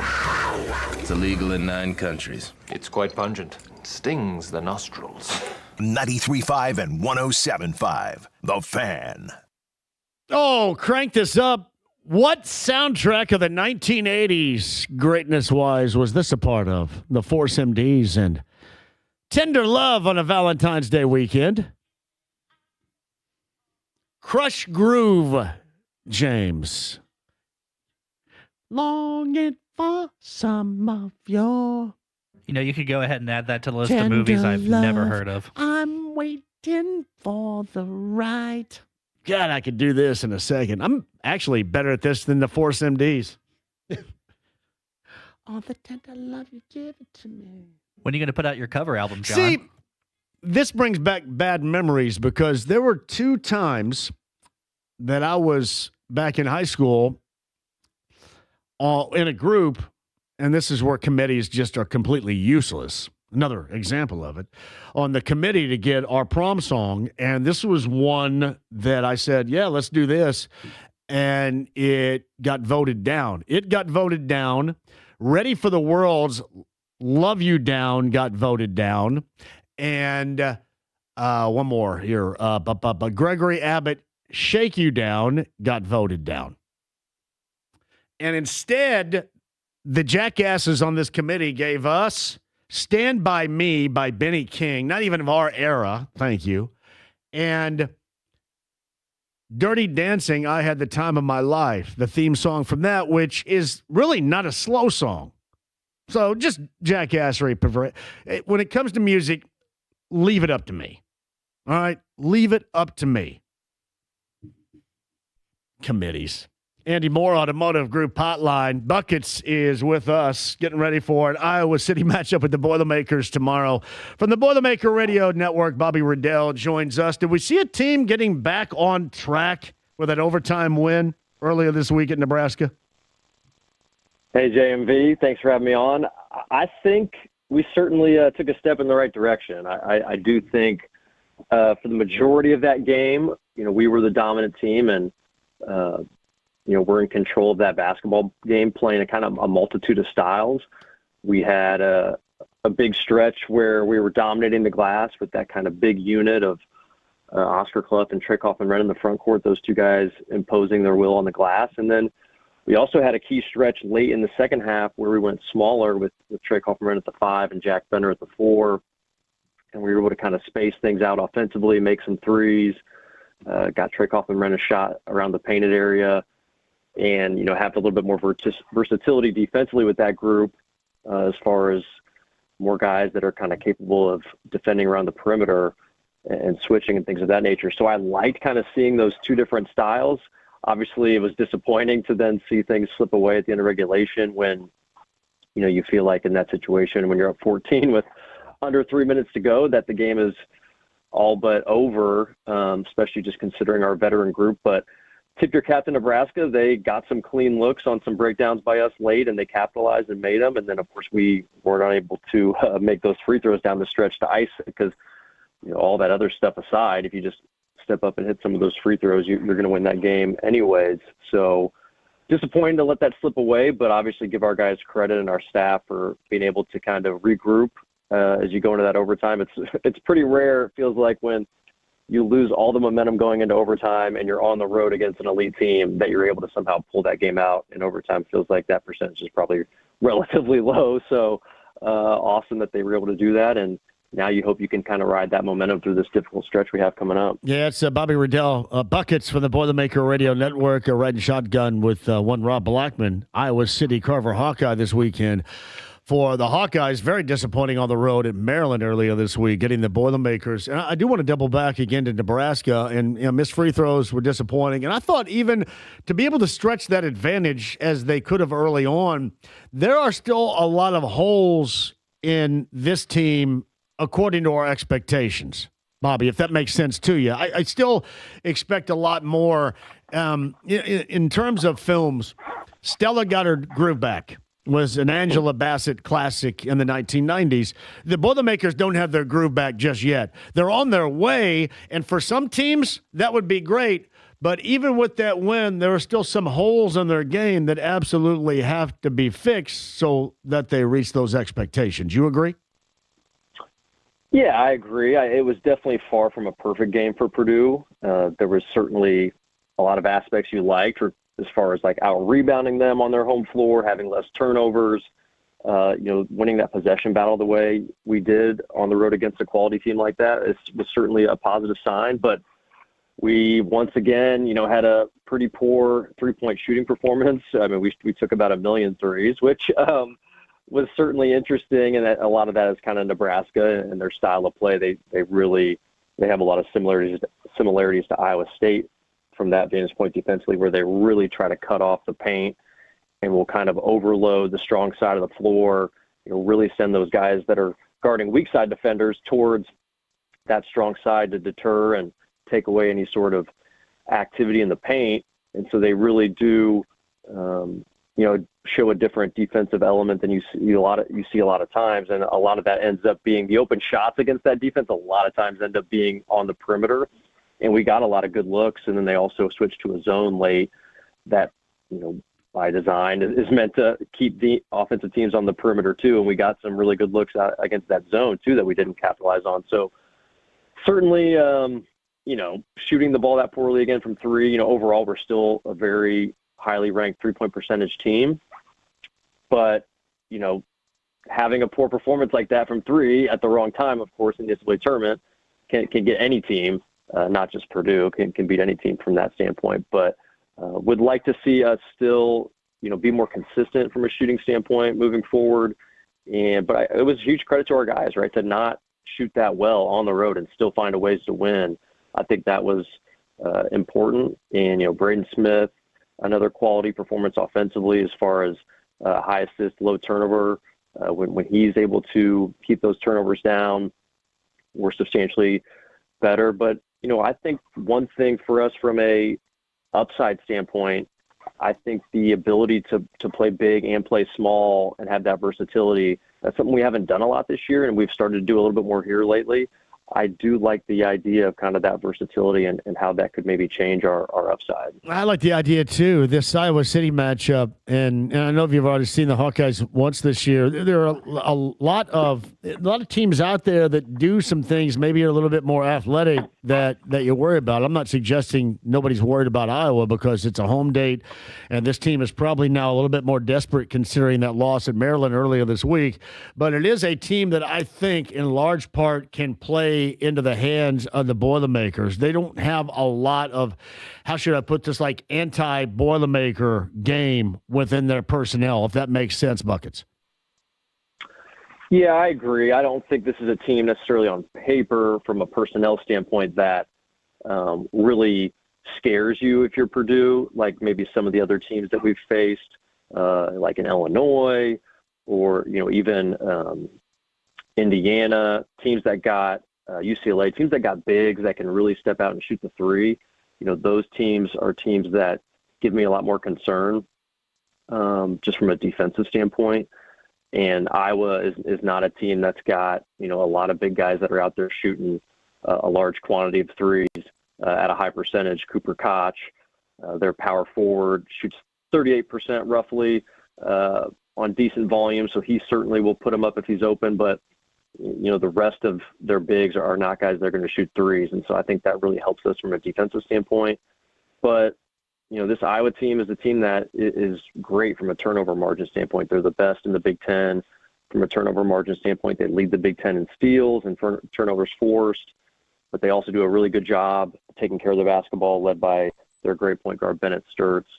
And so you go on the road, and if you start turning the ball over left and right, and Iowa's out in transition and getting that crowd into it, Bennett Sturtz is a special player, and he certainly can get that crowd going and get that team playing at a high level offensively, especially if you're turning it over and you're not able to go back and set your defense. So that's going to be something probably to watch. I think that's probably the key. I wouldn't expect some of Iowa's, low volume 3-point shooters to shoot it as well from three this time around as they did in Mackey Arena. They ended up shooting 48% from three as a team, 12 of 25. And they had Tavion Banks and Cale Combs combined for 7 made threes, which was, I think more than they had basically had all season long to that point. So that certainly worked against Purdue, and give those guys credit. They stepped up and made them, but you would hope that percentage would kind of come back down to earth a little bit in this matchup. But we also did a pretty good job on Bennett Sturts. He was just 2 for 9 from 3, 7 of 15 from the field. So he's certainly capable of having a bigger game. So we'll see how it shakes out. But I think the turnovers for Purdue is probably the biggest thing to watch. If Purdue has 10 turnovers or less, would feel really good about Purdue's chances, barring, an extremely poor shooting performance. In closing here, Bobby, I thought that Purdue defensively did such a great job on Sturts. They forced him into some really bad looks late. He forced a lot of stuff up there, especially in the second half of that game. And I know he's a high-volume shooter anyway, but there was really no comfort zone that he ever found in that game. And I felt that was because of the Boilermaker defense the first time the two teams met again. That's a 5 o'clock start coming up on Saturday afternoon. Tomorrow afternoon, Carver Hawkeye. It is Purdue and Iowa City, along with Rob Blackman. It is Buckets, Bobby Riddell, a part of the Boilermaker Radio Network on the Andy Moore Automotive Group hotline. It is a pleasure. Don't let Blackman get any trouble in Iowa City tonight, okay? I know there's a lot to do. Don't let him get in trouble. He likes to go rogue sometimes. So, we have to make sure we keep an eye on him and keep him in line. Lock his room door. All right, do something. Yeah, absolutely. All right, pal, I appreciate you, man. We'll be listening tomorrow. Thank you. All right. Appreciate it. Thanks. It's Bobby Buckets, Bobby Riddell on the Andy Moore Automotive Group hotline. 100 days away, and Doug Bowles. We got a lot of Q&A with the Prez of the Speedway coming up at the top of the hour. You guys digging on that Crush Groove soundtrack re-entry. I got Mo for you coming up here as we get close to the top of the hour. Valentine's Day is coming up tomorrow. And again, my friends at Moyer Fine Jewelers, that's your destination location to hit yourself a grand slam. MoyerFineJewelers.com for more information. Hey, AAA.com to become a AAA member today. That is the lounge, AAA membership lounge via YouTube Live. You can watch, you can listen, you can be a part of this Friday show with 93.5 and 107.5 The Fan.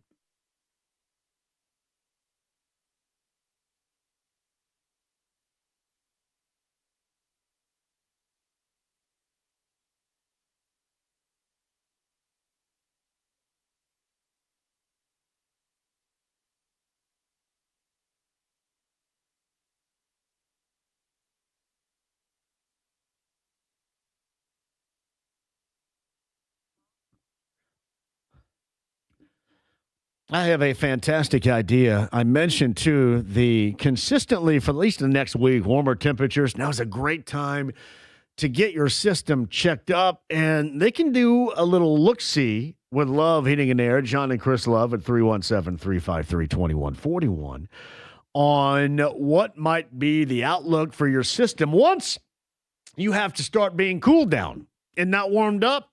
Now is the time to get that look-see, to get that evaluation, to get that checkup, to find out if anything is wrong. And if you need a repair, you mentioned my name with Love Heating and Air at 317-353-2141. They're going to give you $95 off the service fee. So you're saving big at a great time of year to do an evaluation, a checkup on your system. No matter what you're looking for, have the experts, John and Chris Love at Love Heating and Air, give that checkup. 317-353-2141. Again, if you need a repair, you mentioned my name, $95 off the service fee with Love Heating and Air. That's love-hvac.com today.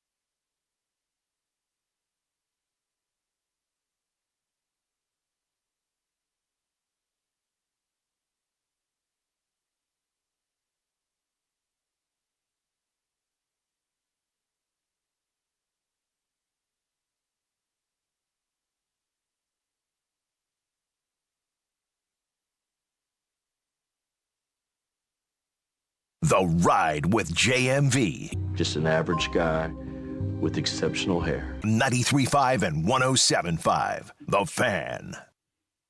Oh, crank this up. This happens to be my favorite 90s slow jam, James. I think we've known that before. Hip-hop and R&B group Low Key. Kansas City, Missouri, and Minneapolis, Minnesota. 1993. The song is called I Got a Thing for You, Baby. Turn this up. I think this is a Jimmy Jam and Terry Lewis produced track right here. Oh, yeah, that's my favorite line. I want to spank you. I want to thank you. We got to have more songs about spankings for Valentine's Day. I want to spank you. I want to thank you. Happy Valentine's Day to everybody. JMV Takeover. I'll do some dedications for you coming up tomorrow. But on the JMV Takeover. But we'll do a re-entries for Valentine's Day today. I've got a couple of things on our socials here, whether it's Instagram, Facebook, and X, that I'm sending out regarding the Pacers getting fined. I'm going to see this latest thing from Bobby Marks. And I know that Skivvy sent me this quote. Bobby Marks, friend of the show, by the way, had a team text me last night after this came out. This is a team not in the lottery, and they said that they would basically write a blank check if they had the opportunity to pick up or pick in the top 3 for this year's draft based on what the fines could be here.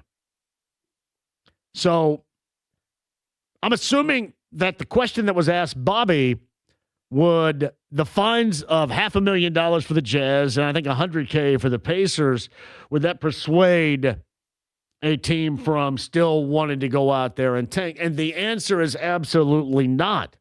But I would make the argument that you're trying to follow as best you can the NBA rules that are provided.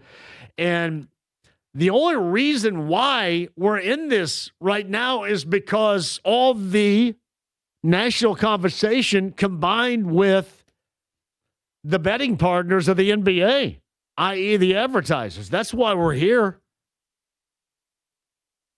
You've got a lot of crying and you've got a lot of whining. And then what you end up getting with the Pacers, the timing award for the worst timing ever goes to the NBA because you release this information on the heels of the Pacers going back-to-back in wins in New York against the Knicks and the Nets. The NBA cannot dictate the coaching. If I'm the Pacers right now, I wouldn't worry a damn bit about this.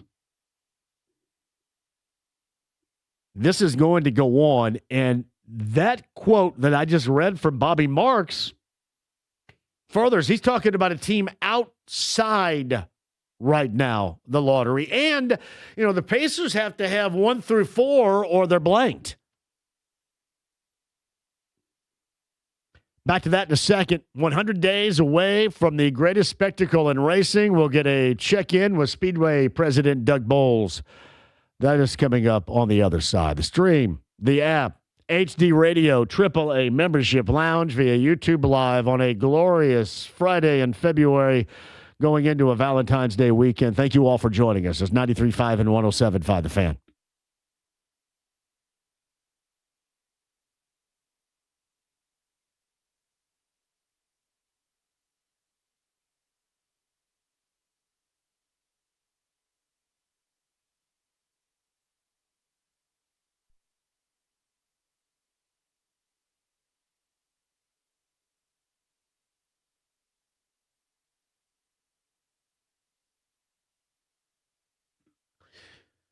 A quick shout out to the best in plumbing. That's Lance and his local team at LD Smith Plumbing and Drains. In fact, Mason came out to my place today. I had low water pressure. We got that fixed. I had some other situations going on. My sump pump needed a new sump pump battery. We got that fixed. Mason Awesome dude. And that is just one of the many with the best in plumbing. That's LD Smith Plumbing and Drains. Go no place else for any of your plumbing needs. And as I mentioned too, with this heavy melt, we're going to have some compromised pipage, meaning clogged drains. If you have that situation or anything that you need done plumbing-wise, you got to go with the best. And again, a shout-out to Mason. Mason's a local dude, I think, actually went to Hamilton Southeastern, but a great guy that came into my place a little bit earlier today. And the only plumbing folks I'm going to have would be that of Lance and his local team at LD Smith Plumbing and Drains. You should too. 317-927-7186. That's 317-927-7186. Online, ldsmithplumbing.com today.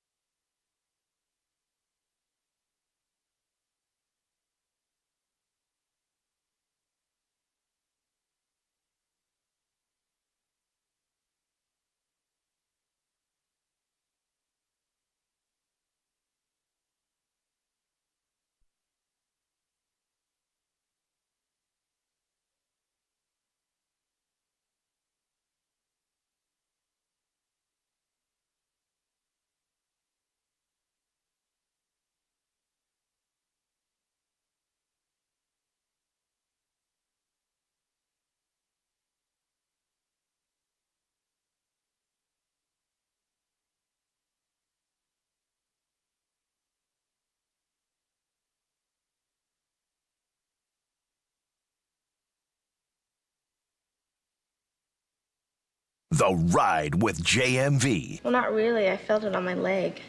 Come on, I don't want to see it. 93.5 and 107.5. The Fan. Fresh breath is a priority in my life, Ringwald. Come on. What do you think it was? All right, crank this up. Hagar, not quite a love song, but has love in the title. Your love is driving me crazy. Valentine's Day weekend. Third hour of the show. Thank you for joining us on this glorious Friday in February. James is over there. We're trying to find James a Valentine's Day date. Somebody asked questions about James a little bit earlier. We'll get to that coming up. Bobby Buckets, Don Fisher, Bob Lovell, podcast 1075thefan.com. The reason why we're bringing back from Three Lock Box in 1982, Hagar and Your Love is Driving Me Crazy, because I happen to know our next guest is maybe the biggest fan of Sammy Hagar. It's the Speedway president and Doug Bowles on the Andy Moore Automotive Group hotline. I would fair to guess maybe your favorite carb day of all time was Hagar. Is that true? Yeah, it was probably one of my favorites, if not the favorite. Getting a chance to meet him. Three Lock Box was such a great album, or even Three Lock Box, the song is such a great song. Yeah. So having him, and for some reason, I love The Girl Gets Around. Song was just sort of a great song, from the movie. I can't even remember what movie it was from, but it was such a good song. And he was there backstage, and he said, "Hey, do you have a favorite song?" And I'm sure he was going to say, "I Can't Drive 55" or something. I said, "I really like The Girl Gets Around." And Sammy just starts playing it on his guitar, singing it. It was really, really cool. It was a cool moment. Yeah, it was. I just remember that. And, you look at that, and then the 100. By the way, The Girl Gets Around was Footloose. Well done. Out of you right Footloose. there. Thank you very much. Yeah. Yes, for sure. But I look at that, and I look at the Journey show with, however many it was, 75,000, whatever it was estimated back then. Two of the more glorious shows for carb days out there we've ever seen. They were good shows, and honestly, I'm doing the best I can to maybe come up with something better than those two. So I will loop you in on that very soon, because you are my carb day guru, helping us figure out how to make that day such a great day. So you're trying to put the bar at the highest level with this year? Is that what you're saying to me? I really would like to step the bar up a little bit, and see where we end up with something fun. So we're working really hard, and hopefully here in the next couple weeks we'll be able to chat a little bit about it, and we can have some fun, and then you and I can have some fun on Saturday night late as we lead into race day. Now, are you going to be back? I'm assuming we'll be back in the Coke lot again this year. Will you join me over there for a little JMV takeover as you did last year? Well, I had a blast last year doing that. Yeah. It was really fun. So I think we absolutely need to do it again this year. It was a great way. I don't sleep the night before anyway, just like you. I mean, we got to get going. So being able to, I think that was the one beer that I had maybe most of the weekend was that night, just out there with you and the fans. It was a lot of fun. Well, I also had Hud Mullen camp in my RV, so there was nobody in the general vicinity who was going to sleep with that going on. So it was wild I keep and reminding fun. people it's 100 days to the Indianapolis 500, which is a race, but what makes it so special is it's an event, right? And part of the event is what goes on in the campgrounds, and it really makes it part of why we love the Indianapolis 500 so much, not just the race, but the entire event. Well, I mentioned that a little bit earlier, too, and we're talking about the fun, the festivities, the partying, but it is also such a reunion for families, for friends, and we're talking about going back decades and eras. That's why it's so incredibly special. And listen, race day is something, but it's all-encompassing is what we're trying to describe it as, and that's what makes it the most special. It is exactly what makes it. People try and say, what's the Indy 500 like?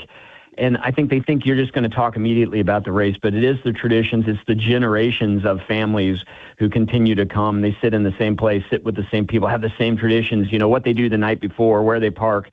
All those things are what make it so special. And then you got an amazing pre-race that leads into the race itself, which is emotional, powerful, highs and lows, quiet, super quiet during taps, super loud when, back home again in Indiana completes. It is what makes the event so magical. And it's really, honestly, it's really the fans who've adopted this race and continue to bring new people every year. This race is successful because of the fans and the way the fans have just embraced it as an event, not just a race. He is Speedway President Doug Bowles, as we are 100 days away officially from the greatest spectacle in racing. He joins us on the Andy Moore Automotive Group hotline. And I think about this in terms of this is always with the race down in Daytona, always kind of like the springboard where you get the feel. And normally the weather does cooperate, the feel of spring coming up too. And I think it's so interesting, the dynamic with the news you have with Honda and Chevy, as far as a couple of days ago with that. And, you got the race in Daytona this weekend and 100 days away. It all kind of wraps up tight in terms of getting to our favorite part of the year. It does wrap up really tight. And then the problem is it's also Valentine's Day. And as a racers, racer, I oftentimes forget. So I have to remind myself that, hey, we got others we got to take care of and remind them we still love them, even though we're lost in the excitement of motorsport coming around the corner. But, yeah, it's part of the fun. And this will be a big weekend for Daytona. They kick off down there. They'll have 100,000 people there, which is a great crowd, and we'll have 350,000 here, which is a great crowd. It's pretty crazy to think about just how many people actually show up for the Indianapolis 500 every year. So Honda and Chevrolet going longer term right now, how big of a deal is that for racing in general, but certainly for what you do and what you're a part of there at Indy? Yeah, so I took on this second hat job at IndyCar a year and 2 days ago. And today, a year ago, I was in Sebring, Florida, starting those conversations with Chevrolet and Honda and trying to begin to figure out a way to make sure that those manufacturers stayed beyond this year. Our current contracts with both of them were to expire at the end of this year. And fortunately, we've worked really hard over the last year and gotten to a point where they've committed to long-term agreements with us, and that's absolutely fantastic for our series. Now, the next step for us is to go out and see if we can't find a third manufacturer to join them. If not, we'll be fine with Chevy and Honda, but if we can find another one, it'd make it just that much better. Where do you feel like you are as far as a third manufacturer is concerned, Doug? Well, I had several conversations throughout the last year, I think with 5 or 6 different manufacturers. I would say that 3 of them are real viable opportunities. But what they really needed is they needed to know that there was going to be a reset. It's really hard for a manufacturer to step in when the people that are already in the series have been racing in the series 12, 13 years and have really figured out how hundreds of millions of dollars to refine those engines. So it doesn't make a lot of sense. So this is the opportunity now to really have conversations and hopefully get somebody interested in that. So we're going to know more about that, I think, by the time we get to May, whether or not we really have a viable third engine manufacturer for 2027 and beyond. You mentioned that second hat. I would argue that you have a lot more hats than just 2, but the Series Press second hat, how have you evolved as a leader in that category, you think, since having that gig? Well, the great thing about it is we've got great people on both sides of the fence, whether they're on the series side or the Indianapolis Motor Speedway, and just really letting people do their jobs and trying to help give them the tools to make sure that they're successful. I think it's a different hat than the Indianapolis Motor Speedway. Much of the Indianapolis Motor Speedway is just really trying to continue to promote and get people excited and move forward, where there's a lot more constituents on the IndyCar side, whether it's the drivers, it's the teams, it's the engine manufacturers, it's all the different promoters, because, we race outside of Indianapolis, so all those people are individual promoters. So there's the television partner. There are just so many different dynamics, and everybody wants the sport to grow, but everybody has their own way they want to get there, and sometimes those ways aren't exactly aligned with each other. So just trying to keep everybody going in the same direction and trying to grow the sport, it's a little bit different of a challenge than just the Indianapolis Motor Speedway. Every year is important. 100 was incredibly important, and that was a huge celebration. What's 110 mean to you, and how are ticket sales going leading up to 110? It's funny you say, every year is important, and that is the thing, right? And people say, well, this is a really important year, and then we've been saying that for a long time. And yes, this is an important year, but I'll tell you the same thing. Next year, 2027, is going to be important. Ticket sales are outstanding. Again, that's a credit to our fans who love the sport so well. We sold the grandstands out like the week leading into the 500 last year. Fingers crossed, we will sell out the grandstands significantly earlier than that this year, and looking forward to another amazing crowd. What we didn't sell out last year were the GA tickets. So we'll see where that goes if we get back to where we were in 2016, where we literally sold everything out at the Indianapolis Motor Speedway. But on track for a very early sell out of our grandstands, I hope. That is excellent right there too. It feels right, and I mean, hell, we're less than a month away from the start of the IndyCar season in general, aren't we? Yeah, we're 2 weeks from St. Petersburg, so we have our first race in St. Petersburg in 2 weeks. The next weekend we go to Phoenix, and the weekend after that we're in Arlington racing around the Cowboys and the Rangers stadiums. So it's a busy beginning of the season for us, and I think that helps us. That momentum, kind of 3 races in a row, is going to get everybody excited. Once spring breaks over in Indiana, we see those last-minute folks that are like, you know what, it's spring, I got to get my tickets, and they go pretty fast here over the next few weeks. Got a great story for you. So, and you know this too, a part of my weight loss journey is I've become a huge fan of Goodwill. So I go to a lot of the area Goodwills all the time to find some clothes, and a huge resource for me is Nora. It's up on the north side there, the Nora location. So I'm going through there. This is 2 weeks ago, and I see these orange shirts, and I look at them, and they're McLaren shirts. And I go, man, I think my son Blake would really dig on these because he's a big race fan. So I get them and I take them home, and etched on the inside it says Pato Award. That's the best. I've got 2. There were 4 of them there, but I got 2 of Pato's shirts from the McLaren team that I got that were on the rack. One of the best things about Goodwill is that, right? Just finding those things that you don't expect to find. And I'm such a big T-shirt person anyway, and I love old T-shirts. Everybody thinks that's not right because they always see me in a suit and tie. But if you don't see me in a suit and tie, I'm not here at the track. I'm in the T-shirt, and I love going to Goodwill and finding those cool throwback T-shirts that somebody said, I've had enough of this one. You look at it and go, oh my gosh, I need that. So that's pretty cool that you got a Pato. Pato lives in Indy, so that's maybe that's his Goodwill as well. Yeah, I'm thinking because they say that he's up there. Well, I should say in that particular area. And like I said, it had his name etched in the collar on the inside. So I had no reason not to believe that wasn't his, which is pretty damn awesome.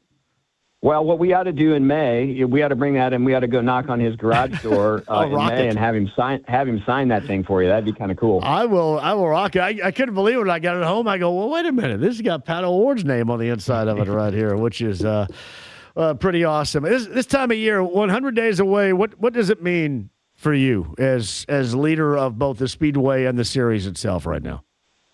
Well, from the series standpoint, it means we're just around the corner from the series starting. But from the Speedway standpoint, our team really starts preparing about 18 months ahead of the race. So we're already thinking about what's 2027 look like. And when you get to 100 days, it's really execution mode. So the team is just really starting to execute the plan we put together and just watching the team, celebrating with the team, the excitement they have of getting things done, getting ready to host 350,000 people.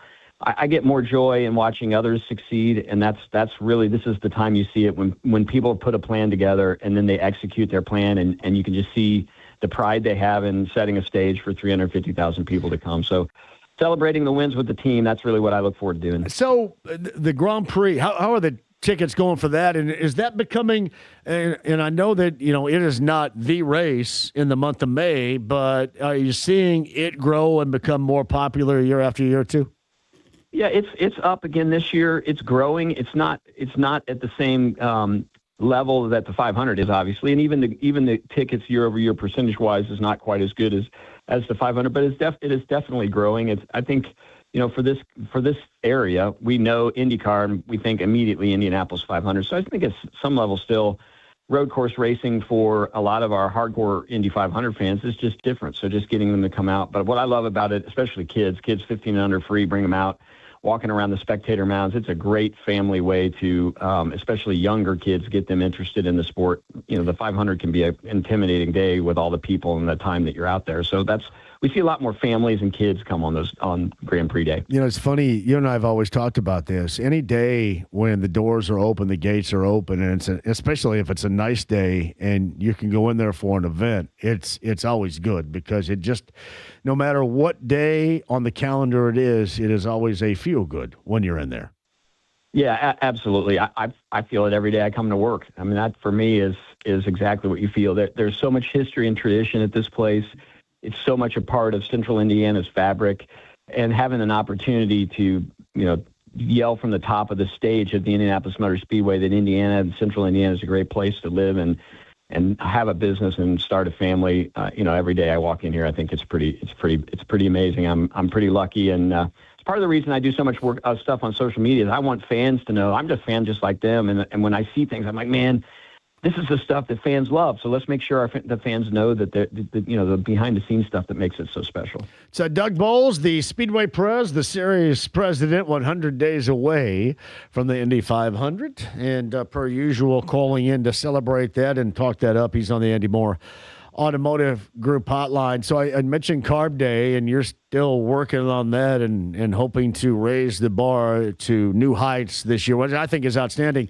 What about the Snake Pit itself? And this is something my son wants to know. Big time EDM. In fact, I've got to go over a week from Monday to Cincinnati to see somebody named Excision.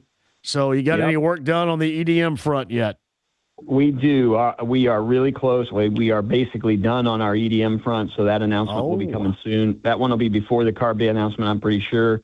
So that'll be fun. And that's a bit, what's interesting is by this time last year, we had announced our Carb Day Carb Day artists. So we'd had significant ticket sales related to that. So once we make that announcement, we'll kind of capture those ticket sales. So as far ahead as we are right now on ticket sales, without having announced either Carb Day or the Snake Pit, it says a lot about us getting an opportunity to really sell this race out early. Well, I got to hear all the time. He's got a taped Indy 500 Snake Pit with Millennium. And Yep. I gotta hear that all the time. I'm becoming very knowledgeable with all the EDM groups and personalities out there right now. And there's some really talented folks out there that even old guys like me can enjoy, right? I mean, there's some of them that I don't quite get, but for the most part, there's some really good talent out there. And certainly 2 or 3 songs of everybody that I've been able to really enjoy because, my stepson Connor Daly's really into it. My youngest Carter loves it. So I like you and sort of immersed in it because that's the music they listen to. Yeah. So, Connor's probably a hell of a resource for this, or could be, right? If you ask him about it. Oh, yeah. Anytime, when we start thinking about folks, I'm always sort of sitting there and what do you think about this person? How about these folks? And he's made introductions for us as well. But he's definitely involved in race morning.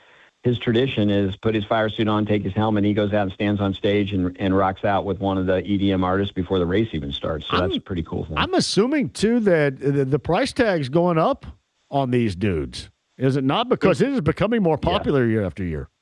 Yeah, no, it is getting really expensive because it is more popular year over year. Now, they're not in the same ballpark as, to get a high-level, top chart-topping current country artist, you're $1.5 million or $2 million. Same with really good current pop artists. They're not at that level yet, but they're still certainly they've gone up quite a bit from when we first started the Snake Pit. When I was down and IU played in the national championship game, John Summit and Calvin Harris played on the beach on Miami Beach down there, and those are probably at the highest levels of expense for that genre of music right now. Both those particular guys.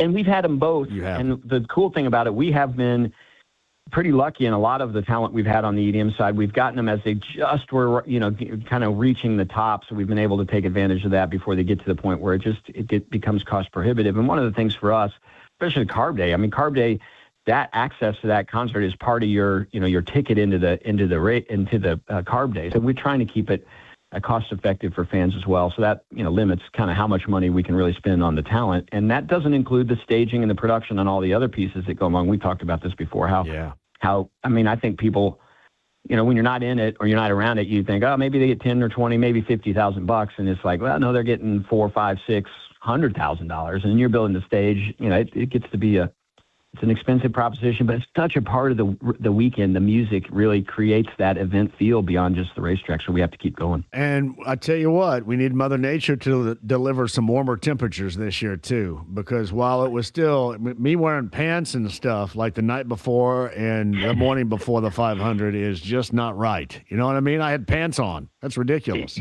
Yeah, no, it was a little chilly, and yes, we'd like it to be a little warmer. But at the same time, you don't want it to be too warm, right? That cool weather actually makes the racing better. It's actually better for those folks that are camping at some level.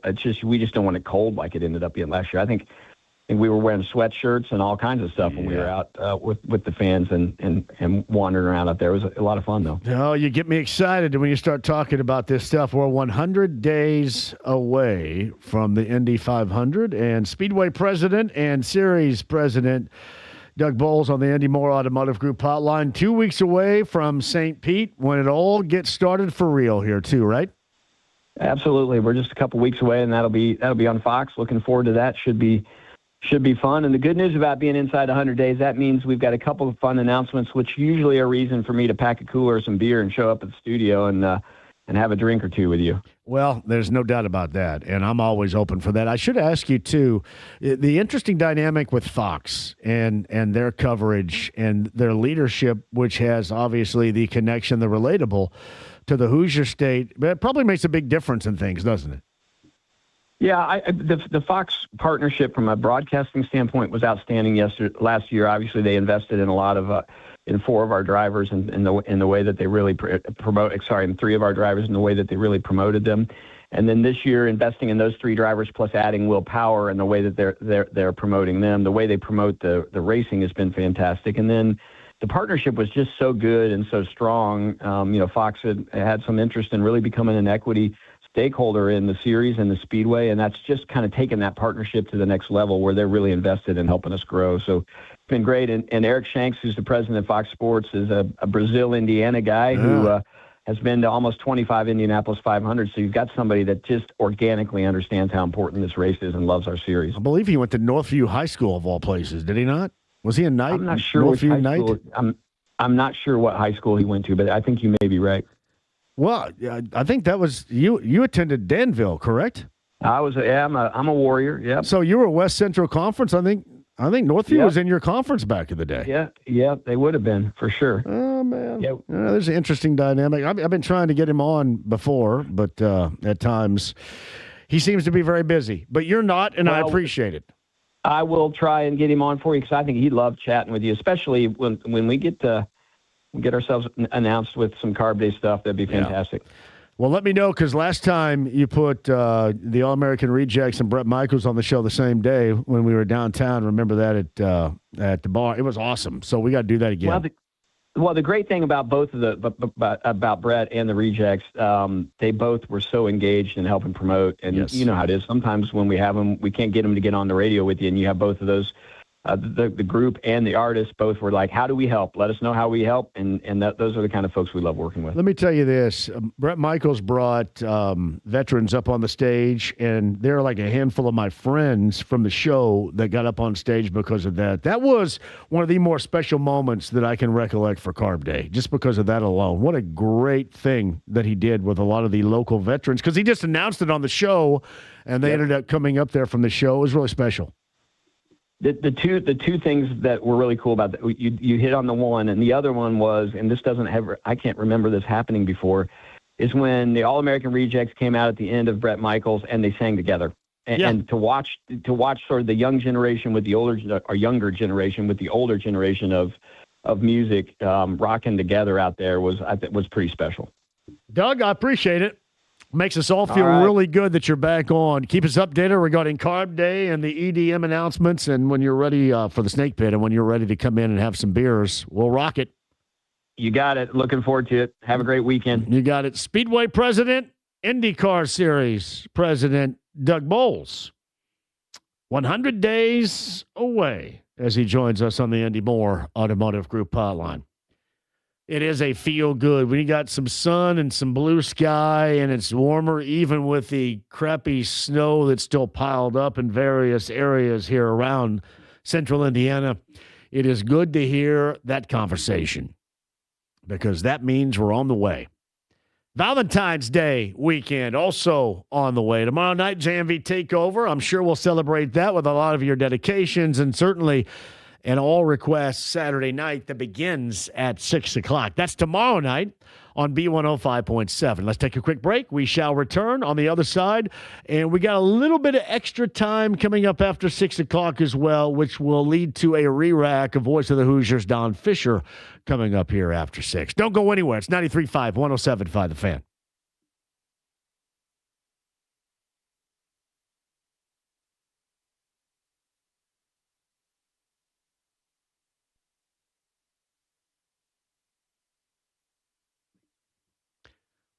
Oh, I got a great Friday idea for you downtown. Of course, you got a comedy show coming up downtown tonight with Mike Epps. You can celebrate that a block away from the field house. You can post up there pregame, postgame at 2, not miss any of the sports action that's on.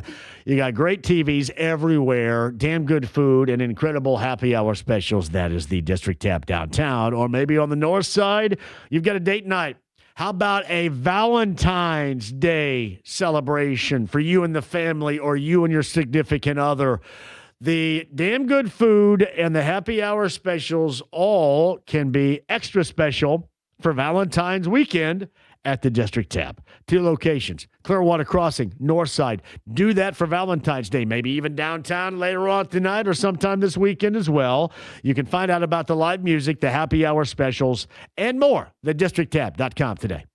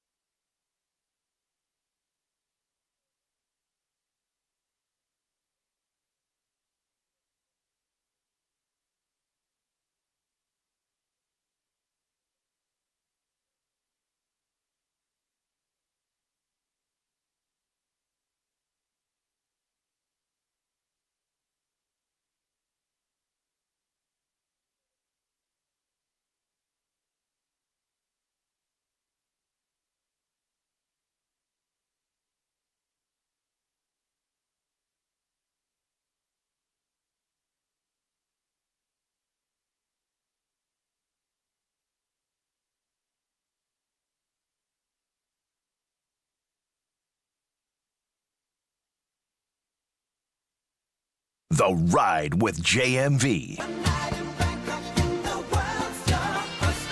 93.5 and 107.5. The Fan. Oh, the great Al Green singing Let's Stay Together, James. What a great song this is.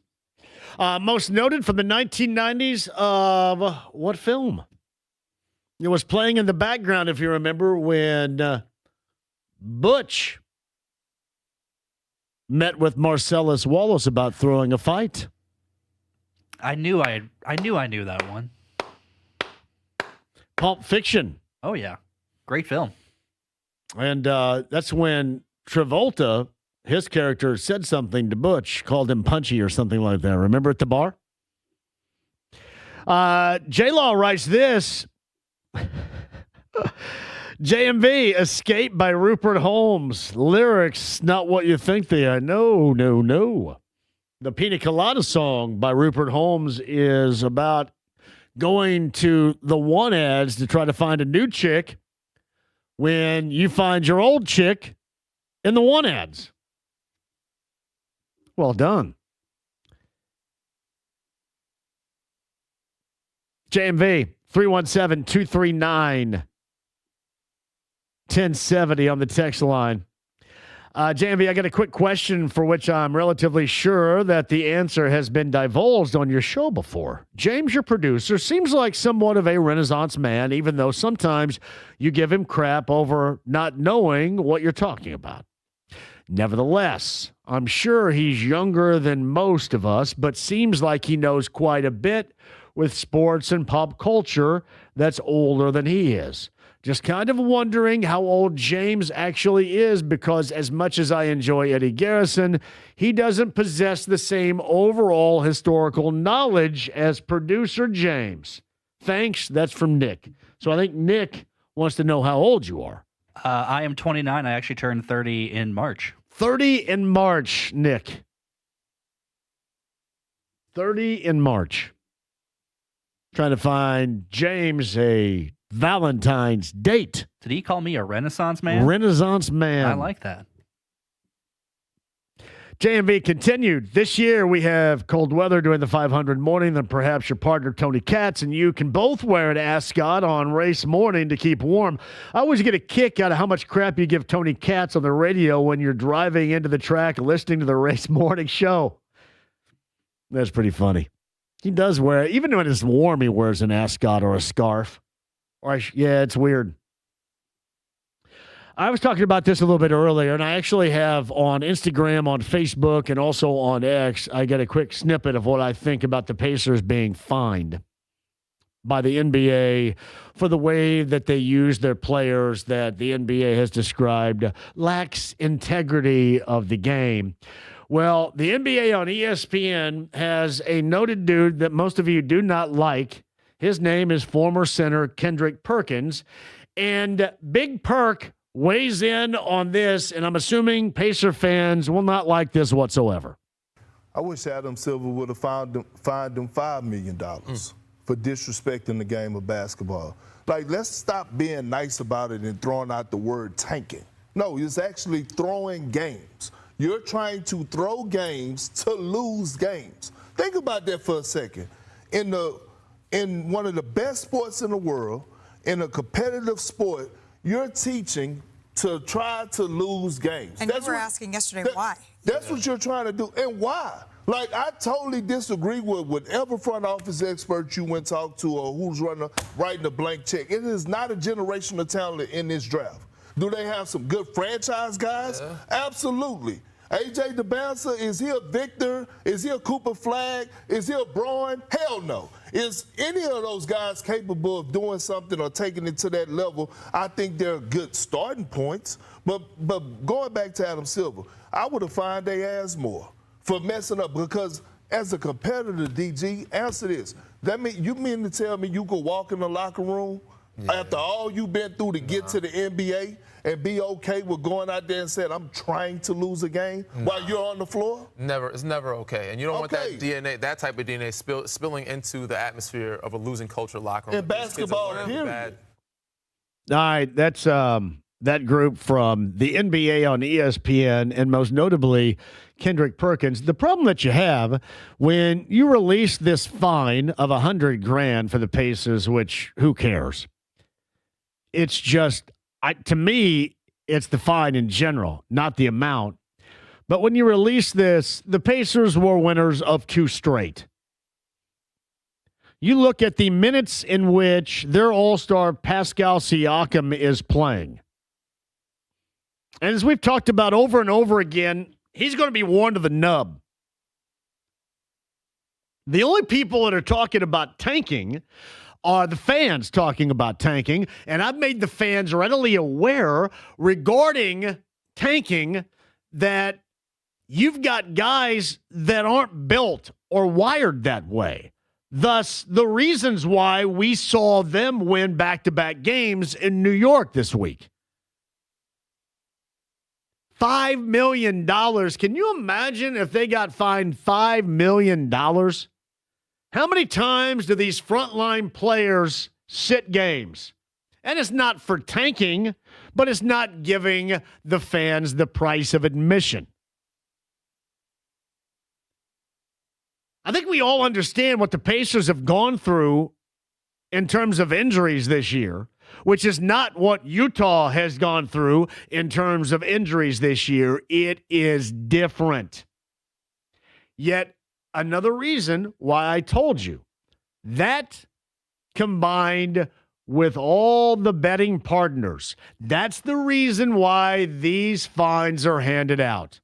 It is the national public outcry of dudes like this that have a large forum nationally, and it is being in bed with betting partners that are put into a situation. That's what this is all about. But it is so silly when you think of how the Pacers have played recently to even be talking about that. They have compromised their situation in this past week. And also, and I'm talking about being 1 through 4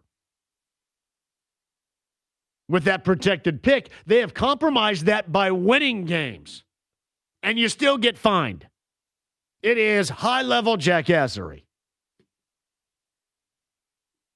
It's exactly how you look at it.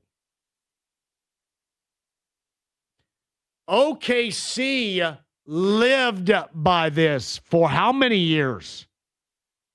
San Antonio did the same thing for how many years? Oh, but now is the time when you've got to... We all know why that it is. It just looks really stupid when the Pacers go out and win 2 road games this week. When you can look at their situation, they injury-wise have been severely compromised. So what are you going to do, mate? Surprised if you haven't been ruled out for the season, you would try to force Tyrese Halliburton in returning by the end of the season. Is that what we're talking about here? That's the length in which you're going to go to protect your betting partners? And to bend a knee for critics nationally? Come on. And I would also argue this, if you feel that this draft is not this high level as Perkins just mentioned, why the big deal then? Who cares? The integrity of the game. And as I mentioned yesterday, I thought the Pacers showed the highest level of integrity in the past 2 games of winning despite their situation. And they still get fined. And that's all about the timing of the fine. The fine was about the Jazz game. And by the way, the whistleblower is supposed to be OKC, which is even more hilarious. This whole thing is just incredibly stupid. I guess it does give us something to be critical about and to argue about. That is for damn sure. But it is funny, and I mean funny, ha-ha, as hell. So, yeah, I've got a couple of bits and pieces on that. You can find it on Instagram and Facebook and on X, too, as far as this fine is concerned. You got a busy weekend coming up with the Boilermakers tomorrow afternoon, 5 o'clock, late afternoon, 4 o'clock. I'm sure they'll have a pregame for. But that game, I believe, is on Fox. Purdue and Iowa from Iowa City, a rematch. Iowa coming off a loss on the road to Maryland. Purdue coming off a win earlier this week in overtime over Nebraska. We'll see what Boilermaker team we see coming up tomorrow against Iowa and Iowa City. You've got IU coming up on Sunday on the road at Illinois. Voice of the Hoosiers, Don Fisher, and Bobby Riddell, Buckets, both joined us to discuss those games a little bit earlier. Podcast 1075thefan.com. Butler is coming up. Butler has got a late Sunday afternoon affair versus Seton Hall at 6 o'clock. Pre-game coverage right here, Sunday, late afternoon, 5:30 on the Fan. I should remind you that there is no Monday show for any of us. We are all off for President's Day. However, I will tell you that I'll be in tomorrow night for the JMV Takeover on B105.7. 6 until midnight and celebrating, I'm sure, a lot of Valentine's Day evening dedications. Yeah, Andrew, it is so much about betting and their partners.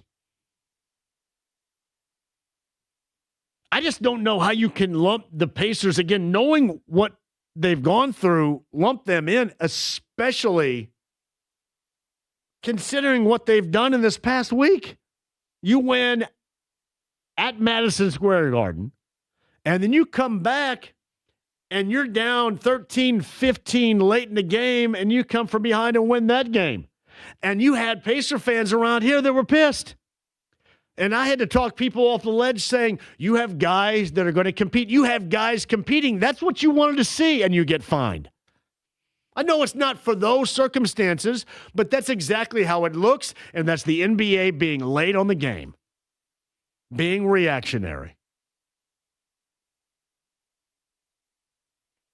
As I mentioned earlier, pretty damn funny. All right, quick break. We'll come back at 239-1070. You guys can jump on board, 317-239-1070. That is the text line number. There is, 3 in all top 25 college basketball games later on tonight. We'll go over those. One includes Josh Schertz, the head coach of St. Louis. If you've not seen the top 25 Billikens play, the one-loss Billikens yet, you can check them out. A10 play, ESPN2 at 8:30 coming up later on tonight. St. Louis on the road at Loyola of Chicago. Also, unbeaten Miami of Ohio tonight on ESPN at 9 o'clock as they play Ohio. I know the morning show had Travis Steele on. I know that Greg, when I was out on Wednesday, had Pete Suter on from Carmel High School. Get a load of that unbeaten team coming up later on tonight at 9 o'clock if you so desire. Stream the app, HD Radio, AAA Membership Lounge via YouTube Live. Wrapping up a very busy Friday going into a Valentine's weekend with 93.5 and 107.5 The Fan.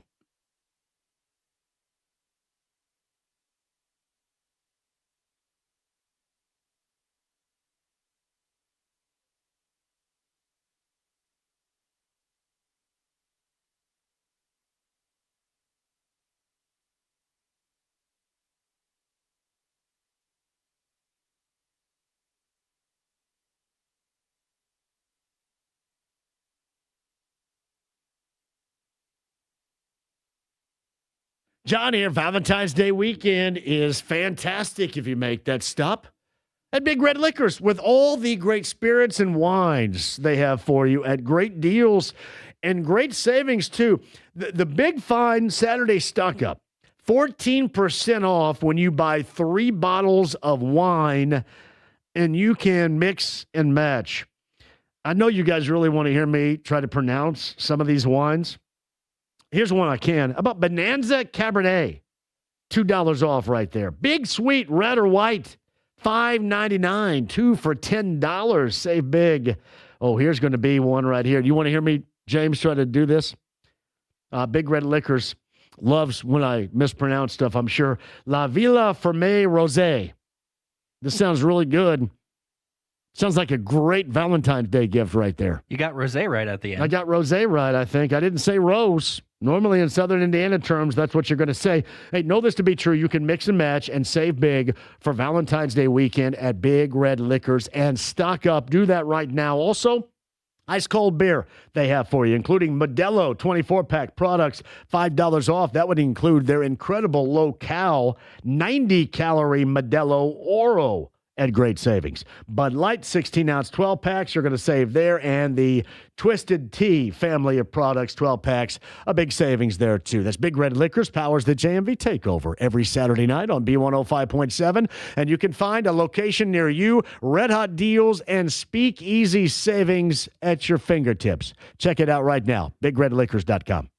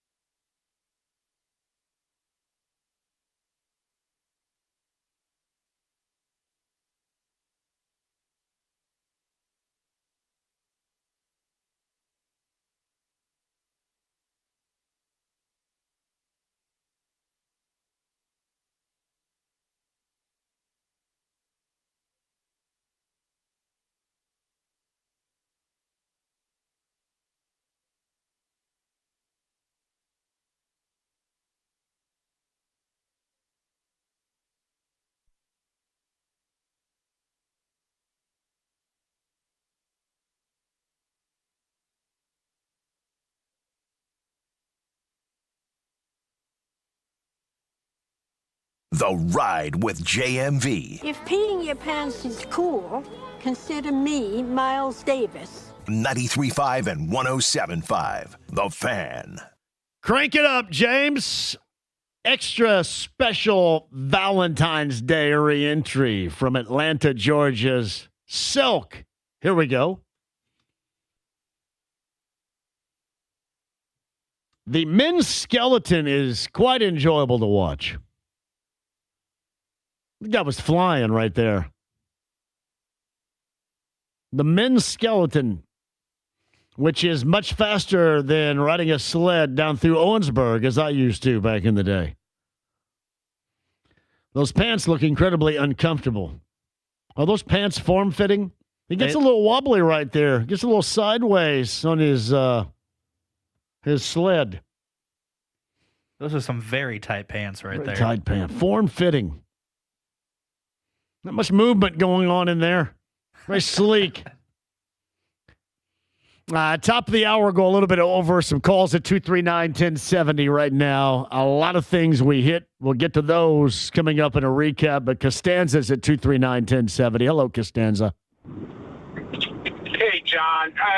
This thing on the Pacers and the NBA, it's like an onion. The more you peel it, the more it stinks. And I'm telling you, you're dead on. We just won 2 games out on the East Coast. So let's look at the overall picture. I mean, tell me this isn't a government operation that the NBA's running. Good Lord. I mean, well, it is so reactionary, and it just looks so silly.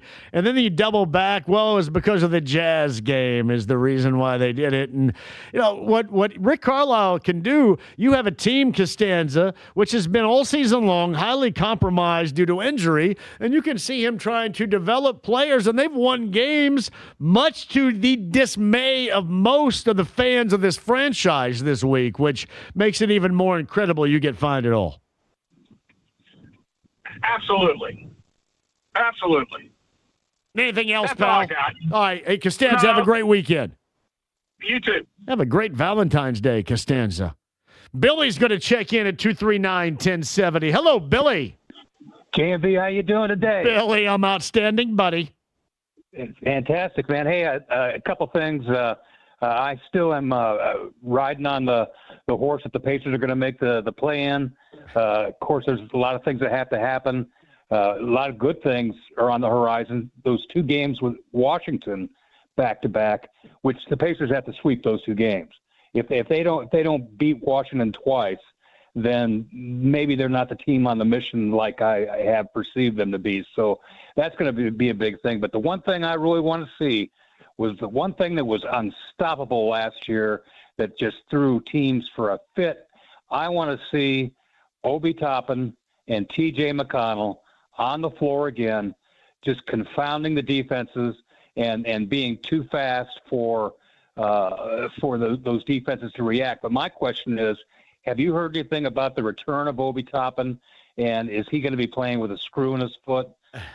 Well, at some point he will. I don't know when that is going to be, but I, like you, cannot wait to see he and McConnell and Billy. Hey, thank you for the call. Have a great weekend. Have a great Valentine's weekend, Billy. I can't wait to see this group all back together again.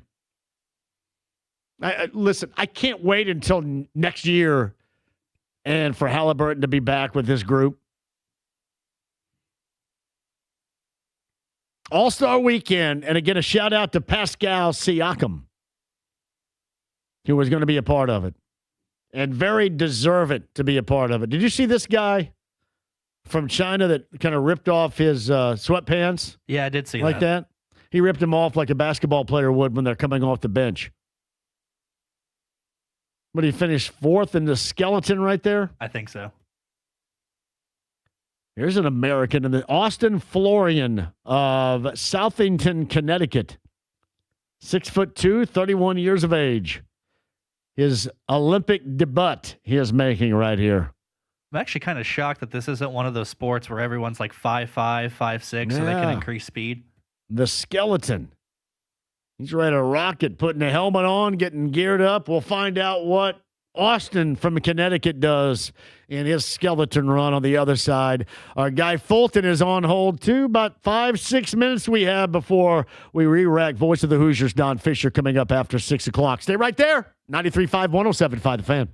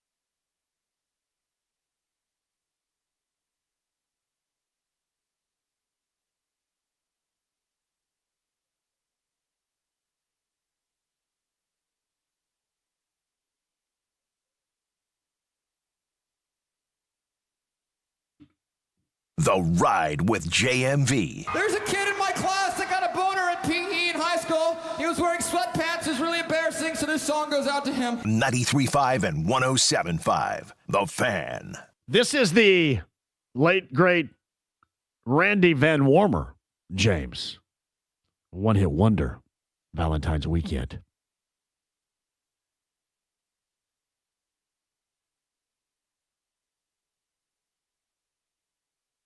Randall Edwin Van Warmer, Indian Hills, Colorado, died in 2004 at the age of 48.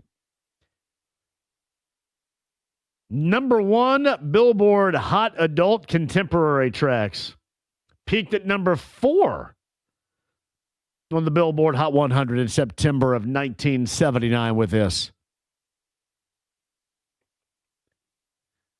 We're watching the skeleton run right now of American Dan Barefoot. His name is Dan Barefoot of Johnstown, Pennsylvania. He is, as Jay mentioned, 5'2". He is much shorter. I didn't know what the other American did, right? Yeah, I did not see his time. No, I didn't either. Dan Barefoot. Dan Barefoot didn't do great. 19th. And it looked like, did he pull the plug on that? He's slowing down. Well, he may have crossed the finish line. Yeah, he crossed the finish did line. He already? So they slowed Dan down. Barefoot's not very happy with a 19th place run right here, is he? Oof. And he doesn't have a cool helmet like everybody else. It's just kind of plain. Well, the other guys have these badass helmets and such. His helmet kind of makes him look like he's one of those SpaceX astronauts. We were watching the Winter Olympics from Italy and the skeleton runs. A couple of Americans going, ooh, he had a bobble right there. 239-1070, a little extra time we're going right now, and our guy Fulton is on board here. Hello, Fulton. How are you? Hey, how are you, John? Great, Fulton. So I haven't told you this yet, but we won our second place for basketball champion tournament. How many shots did you hit? Like 1,500? 1,500, I guess. There you go, buddy. Yep. And today's the third year anniversary. I worked at Texas Roadhouse in Colma. Well, that's great. Yes. Yep. So I'm celebrating my mom today, and we have a tournament this Sunday at Monroe Central, and we'll be playing at 10 a.m. our first game, our second game at 4:30, and then we have our next game, which is Saturday, February 25th at Goodwin Catholic High School. At 2:30. And we should tell everybody that I'm sure, Fulton, you will call into the Home and Garden Show with Pat Sullivan and company tomorrow morning, sometime between 9 and 1, right? Yeah, I sure will. I might try to be on there early because I have to go to my date with my girlfriend tomorrow afternoon. You got a busy day. Well, congratulations to you. You guys have a great weekend and a great Valentine's Day, Fulton. We'll see you again soon, buddy. Yeah, sounds great. I got to get to practice, so. You got it. See you, Fulton. Fulton. Corey writes this. JMV, NBA is disconnected. The Pacers win 2 games, get fined. The Thunder failed for 5 years without fines. Winning gets fined. Losers make noise about winners. Pacers, please silence the medium. JMV, keep preaching. I will. I'm preaching. It all is pretty funny.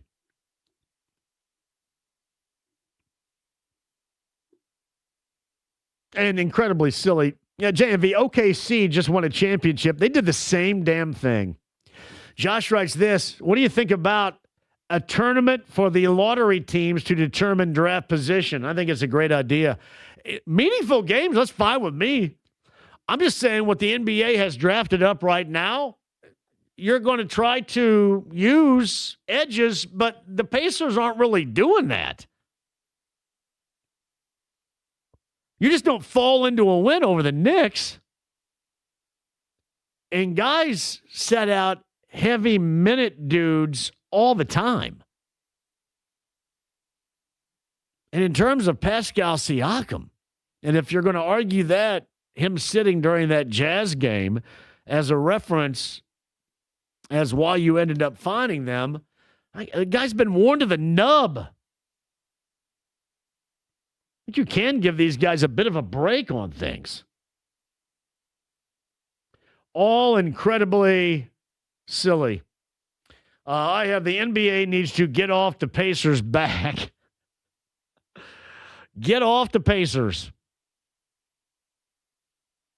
You can find it on Instagram, Facebook, and then on X as well. Get off the Pacers' back. Yeah, I was going to mention this, too. You do have top 25 college basketball coming up later on tonight. One of those matchups would include Josh Schertz, who was on the show back on Monday, the head coach of St. Louis, number 18 St. Louis, and Loyola of Chicago on the A-10. That's an 8:30 tip tonight, and that's on ESPN2. You have Ohio and number 23 Miami, 9 o'clock, the unbeaten Red Hawks of Miami. 24-0. Number 10, Michigan State and Wisconsin tonight on Fox. That is an 8 o'clock start. Whiskey coming off a disappointment. That's how you bounce back. Yeah, the disappointment and the whistle that they had over the weekend in Bloomington, they followed up with a hell of a win on the road in Champaign over Illinois. Number 10, Michigan State and Wisconsin coming up later on tonight. Purdue, Iowa tomorrow. IU, Illinois coming up on Sunday. And also Butler hosting Seton Hall late Sunday afternoon right here on The Fan on Sunday. If you missed any of the conversation, James, have a great weekend, too, and a Valentine's Day. JMV Takeover tomorrow night for Valentine's night, 6 until midnight on B105.7. If you missed our conversation a little bit earlier, here's voice of the Hoosiers, Don Fisher, with us. The Andy Moore Automotive Group hotline. Our good friend of the show, voice of the Hoosiers, who's got some work to do later on this weekend. Don Fisher joins us. So whereabouts are we this afternoon, Don? I'm in Florida. Well, hell. Placida, Florida. Yeah. Well, you Venice, got about 2 hours to get your ass back here to Bargersville. Hey, buddy, JMV, join me coming up. Well, I am coming back, but it won't be in time to go to our table, buddy. Man, son of a gun. Looks like me all by my lonesome at the bar. Yeah, well, take a picture. I will. I do. Absolutely. It seems like it's been forever since we've been there. I missed you guys a great deal. So how was Florida, by the way, too? Best weather that they've had down here for the last 4 days. So it's been really good. And we have played a lot of golf this week and had a great time. Yeah, it's funny when we have really unseasonably warm weather here. Then normally in Florida, it's even better. So I'm assuming next week is going to be like the best week in Florida in a while because it's going to be in the 50s and 60s up here. Yeah, I guess it's going to be around 50 when we get home tonight, so that's a really good thing. Look at you. Don Fisher, voice of the Hoosiers. So you're back on track. That is coming up on Sunday. Champaign is the site.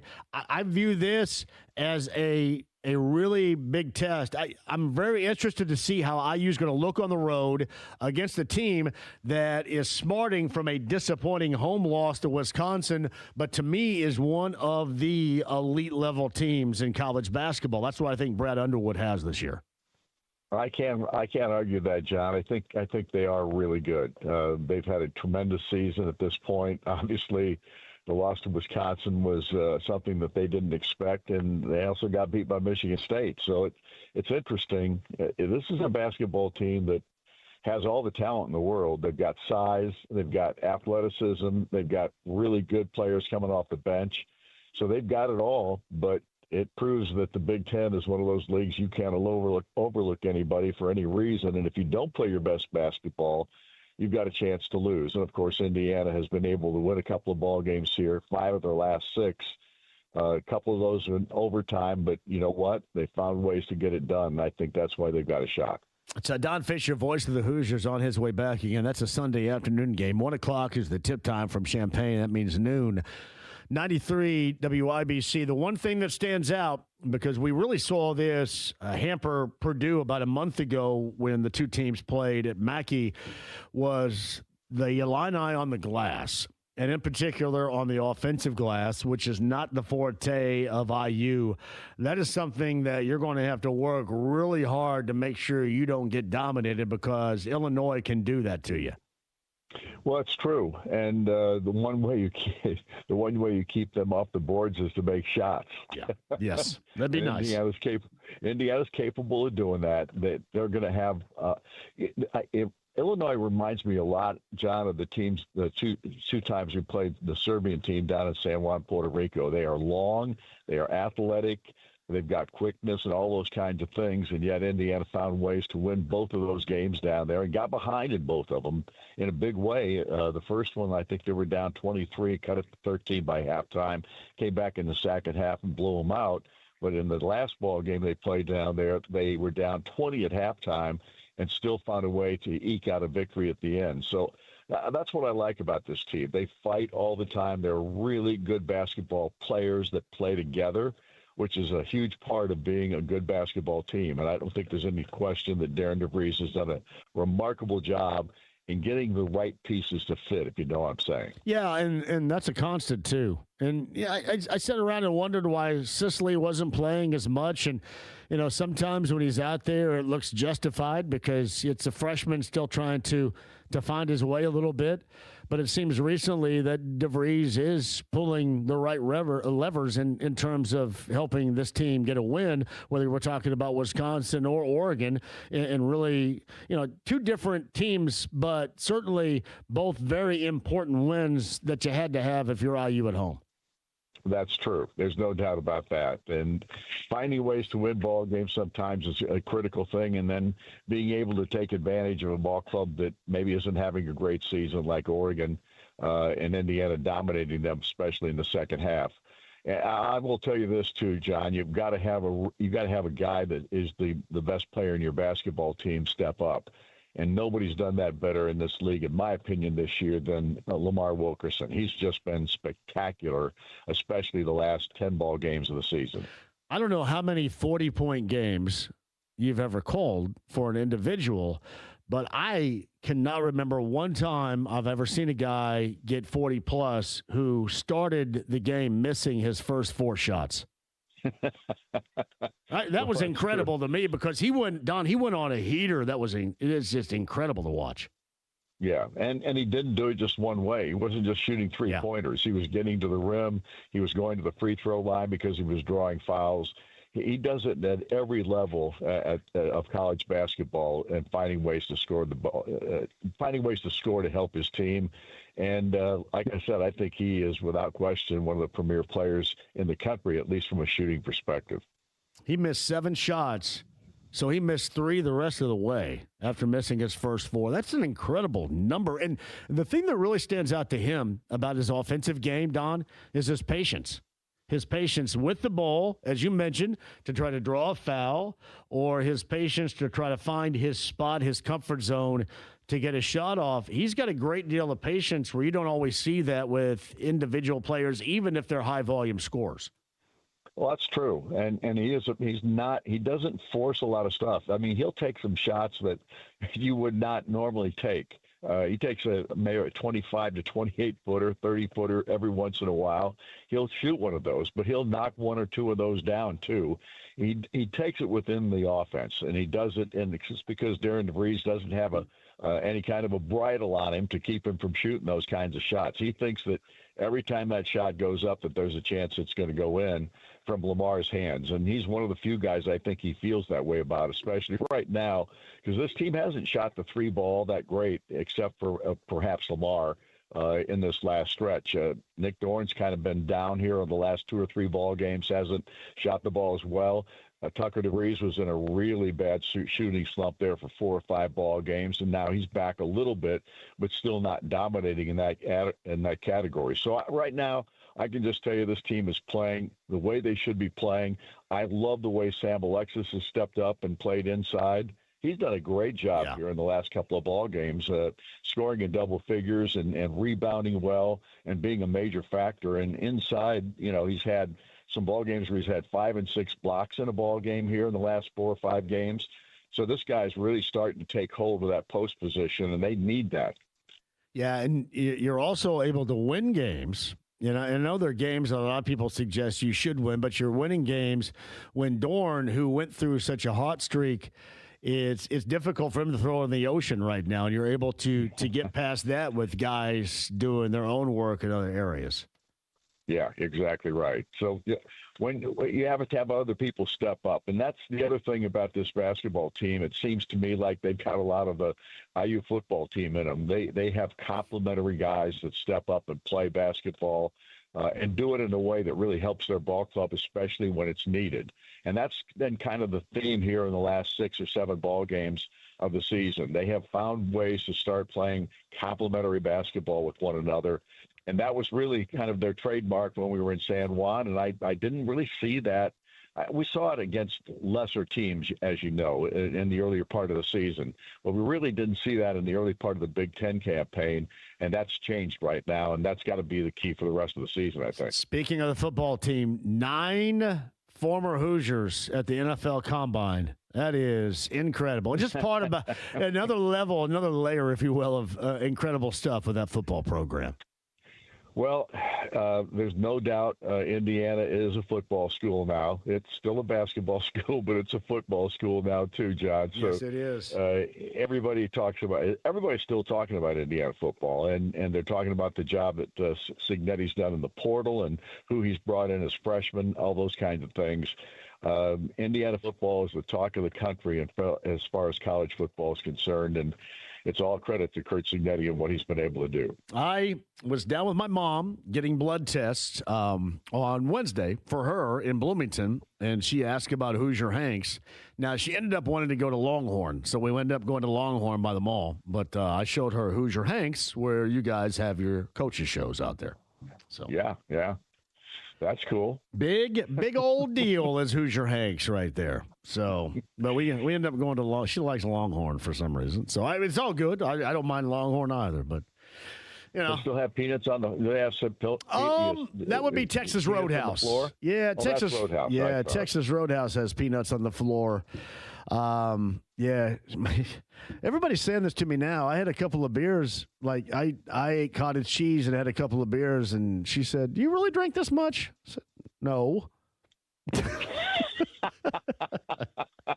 What? Your mom doesn't know you that well? No, yeah. Well, I keep things hidden. Don, it is so funny. When she recollects back in the day, she always says, he never got in trouble. And I go, oh, yeah. So I was pretty good. I was pretty good about stuff back then. Are you telling me that you were covering that stuff up and she never knew? Can you? Well, you know about the existence right now, so I'm pretty damn good at keeping secrets, buddy. You know that. I do know that. I'm a good. I also know that you can give secrets away real quick. I can do, yes. If you get me a little bit loose, that might happen. All right, pal. You guys have a safe flight back, and we'll catch you coming up on Sunday in Champaign, and then back here next Friday. Don, thank you. You know, John, that we're flying back on a charter. You know that, right? Well, wait a minute. Whose charter are you flying on? Is this a Cook charter? Well, I can't tell you that. I can't tell you that. Oh, you can't? Why not? No, I can't. Well, I'm sitting right beside him. He's taking me to the airport. I'm not going to do that. Can't tell you that. Was I right when I said that charter? No. No. I don't know what that charter means. Did you go to Florida with Carl Cook? Come on. No.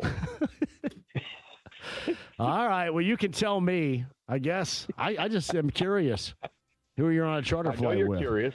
I know you're curious. You've asked that question before. Well, I've tried to get Tom Roberts to take me on a charter flight forever, and the dude never does, and we're friends. I don't know what the hell that is about. Maybe you're not as good a friend as you think. Well, I think I am. I just don't think I'm at the level of charter flight. Because if you remember, he and his lovely wife, Cynthia, they were at the upstairs pub when you and Buck came out that time back in November.